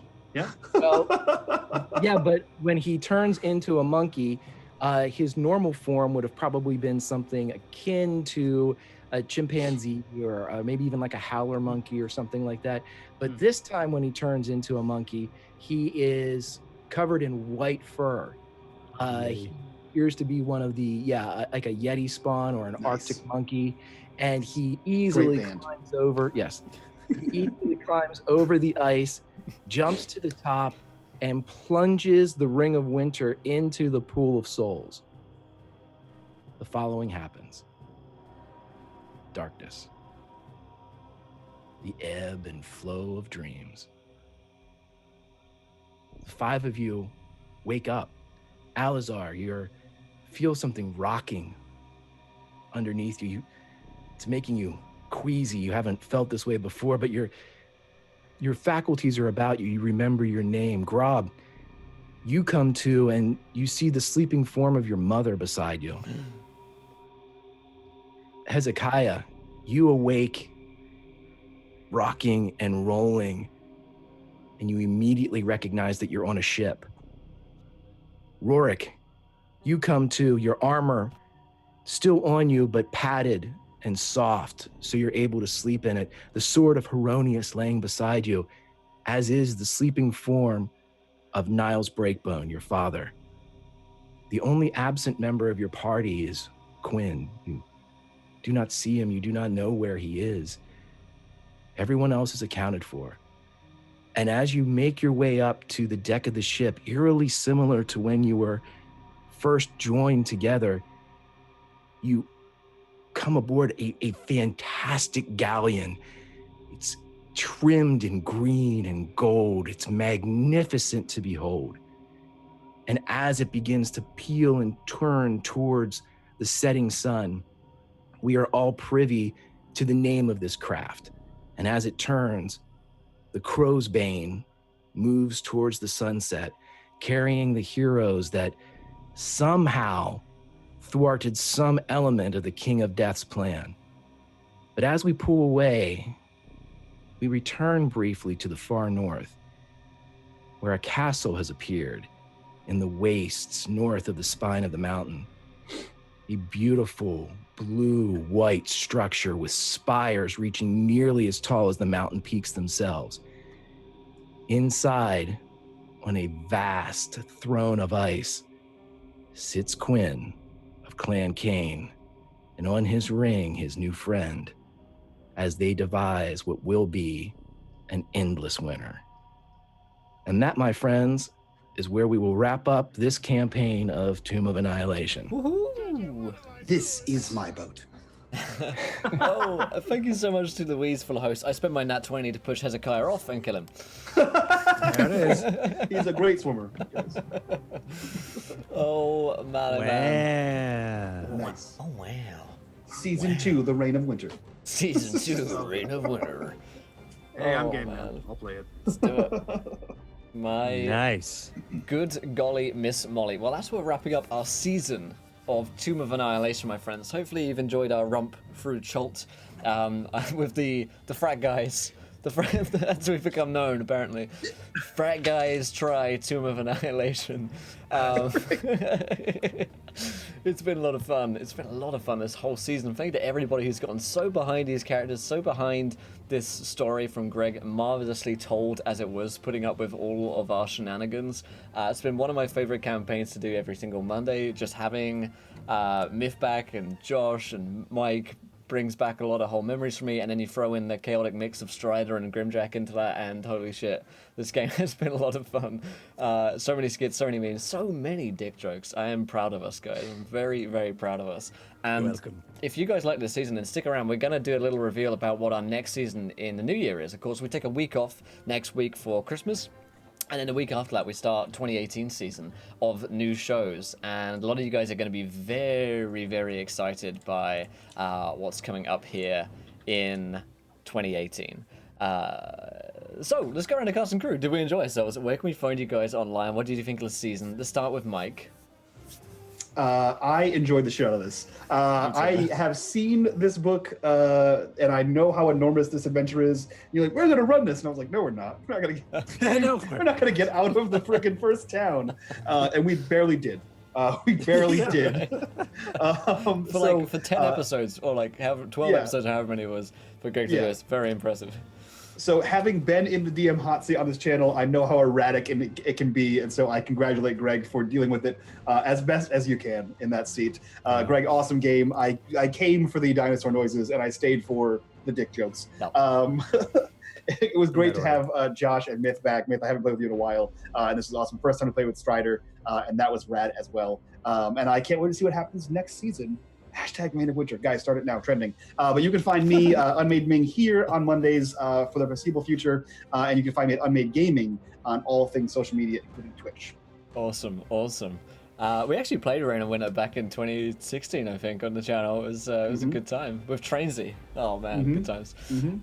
Myth, the Mythomatic Man. Oh man, I had a blast this entire season. Thank you so much for letting me play Alazar. Thank you everybody for joining and watching along with us on YouTube or here at Twitch. Yes. It really means a lot to have you guys engaged and play along with us as we sit here and play and tell a story for you. Thank you guys for letting me play with you all. You guys are all great. Josh, it's always wonderful. It's always a wonder playing with you. Same with you, Mike and Will. It's always great to have the banter. It was wonderful meeting and playing with you, Strider. Thank you, man. And amazing work, Greg. Honestly, really, really great stuff from behind the scenes, and also just working with all of the bullshit we throw at you, and just saying yes and still telling an amazing, wonderfully narrated story. Congratulations to everyone for just such a really good game. And I'm super hyped to keep playing and to be here. If you guys will let me back. My name is Mythomatic. I am a voice actor here on Twitch. I stream over on my own channel. You guys could check it out. I do RP, video games, and such, and we have a good time. So, thank you. Awesome stuff, man. Awesome stuff as always. Strider, my friend, yourself. Man, bittersweet ending for Rurik. He thought he was gonna go in a campaign with all his friends and his father and set blaze to evil and parade around the jungle with an army of adoring fans at their heel.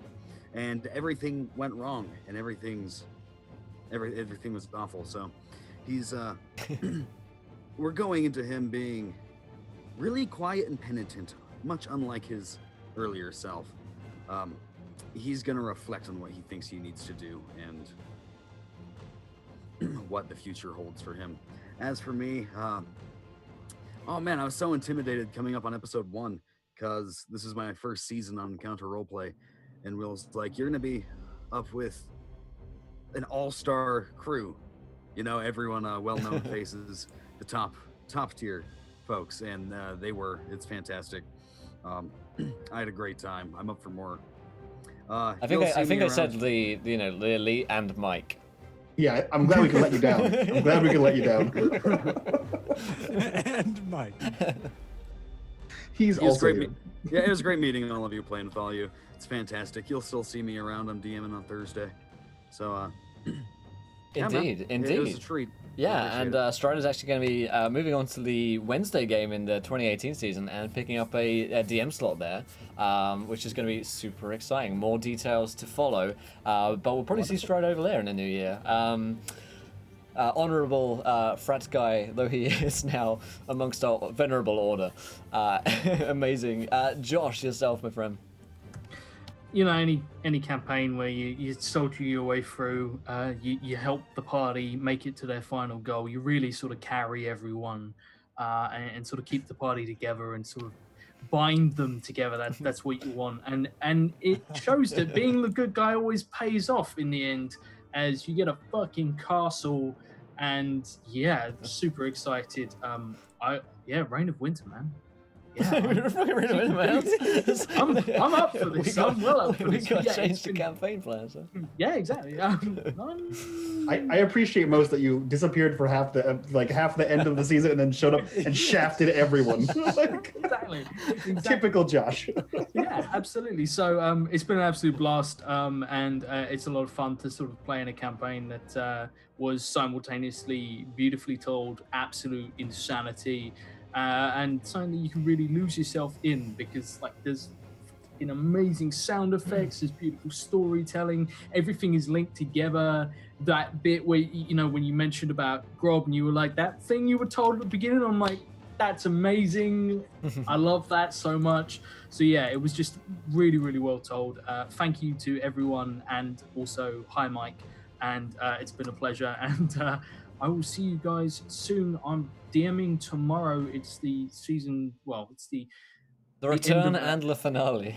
Yeah, the return and the finale of Some Long March. But it's going to be a lot of fun. I've got one hell of a finale to live up to now. So thanks for that, Greg. No pressure. Oh yeah, it's finale week, baby. The last but not least, Greg. A hand for Greg, everybody. Well played, sir. Well played. Excellent job. Had an absolute blast playing with these guys. As much fun as I hope it looks like they're having on screen, I'm having just as much fun trying to follow the chaos that they do, because these guys, as much as they don't want you to know it, are fantastic role players. They're not the frat guys from Chalt that they, you know, all these dick jokes kind of lend themselves to be believed as they're being.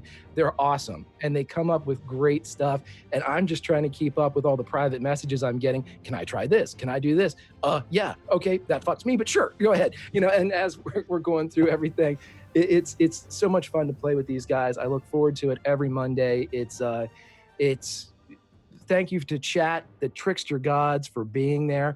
Everybody, Rice, everybody drinks tonight, for everyone that donated today. You guys really developed this story, and as chaotic as it gets sometimes in the seat here, it's fun. It keeps me on my toes. I'm able to incorporate a lot of stuff that goes in. I wasn't able to incorporate Grob going home to his house and getting conscripted into the army. Season 2, maybe? We'll see. Right, yeah. I have it written down. So, yeah, we'll see all about that. But, guys, Grimjack21502 on Twitch and Twitter. You can see me here on Encounter Roleplay on Wednesday when we do our season series finale of Call of Cthulhu, which was fantastic. And Will is telling a hellacious story. And even if you haven't watched one single episode, I guarantee you Wednesday from 1 to 4 Eastern is going to be where it's at. You're going to want to watch it or catch it on VOD or something. It's going to be awesome. On Wednesday nights on Unmade Ming's channel, I am the Lurk Steam from 8 to 11. Blades in the Dark, fantastic RPG system. Check it out. Play it. And then on my own channel, Grimjack21502, on Sundays from 7 to 9, I am running a Pulp Cthulhu campaign in which Strider is a con man in it, very different from Rorik. And we're bashing some Nazis and taking some names and having some fun. So, guys, thank you so much. I've had a blast. Love all you guys. Love chat. You too, Mike. Even you, Mike. And for those of you who stuck around, thank you guys. To the end of today's stream, as promised, we're going to talk about what's going to happen for the new season of what the Frat guys will try next. If you guys, I was like, guys, what kind of games do you like? Do you like Dungeons and Dragons? Yeah, you're like, yeah, we love Dungeons and Dragons. We love Dungeons and Dragons. Do you guys love Cthulhu? You guys are like, fuck, give me Cthulhu into my body. And so we listened. And then I went to talk to Greg. And then Greg was like, Reign of Terror. So what we're going to be doing next year, in 2 weeks' time, is a Call of Cthulhu Reign of Terror adventure. Greg, do you want to talk us through a little bit about this adventure? Because it's pretty cool. Yeah, it is a fantastic adventure written by the same creative team that gave us Horror on the Orient Express. Mm-hmm. It takes place in revolutionary France. Oh, I know. All the guillotines, all of the debauchery, all of the insanity that goes with it. Blood will flow in the streets. It will be quite daunting, and it is a hell of a story. And I can't wait to kill every single fucking one of you people. And it's going to be glorious. But it's a great story, and it'll be different but fun. See if the frat boys can handle France. Can it also be winter? Can it also be winter in France? The reign of winter. Yes. It's the reign of winter. Winter. No. My lord. So 2 weeks time, same place, same cast, same crew, but we'll be taking on some Call of Cthulhu. So we now have 2 Call of Cthulhu shows every week. That's going to be on next year as well. And I'm yet to reveal what the new Call of Cthulhu season is on the Wednesday game that I'll be DMing. But we'll be announcing that on Wednesday, and I hopefully have the teaser trailer done for that as well by then rather. So you guys get hyped, get excited. Call of Cthulhu 2 times a week on Encounter Roleplay. Mondays at 4 p.m., 4:30 p.m. Eastern, and Wednesdays at 1 p.m. Eastern. Myself and Grimjack tag teaming the horror and the insanity for the Tricksty Gods of Chat. But thank you guys so much for the season. Hope you guys are excited. Of course, Reign of Terror will premiere on Monday, the 1st of January, the very first day of the new year. So everyone be hungover. New year will be excellent, and I can't wait for it. But until then, my friends, another huge thank you. This show has been so popular both on YouTube and on Twitch, and it really means a lot to us that you guys have gotten behind it and have enjoyed the banter and the shenanigans as much as we have. And we'll miss you guys. We'll be back in a couple of weeks' time to try another game and to get up to no good in France. Until then, my friends, try not to roll too many net ones. We want to be laughing when you do. Good night, everybody.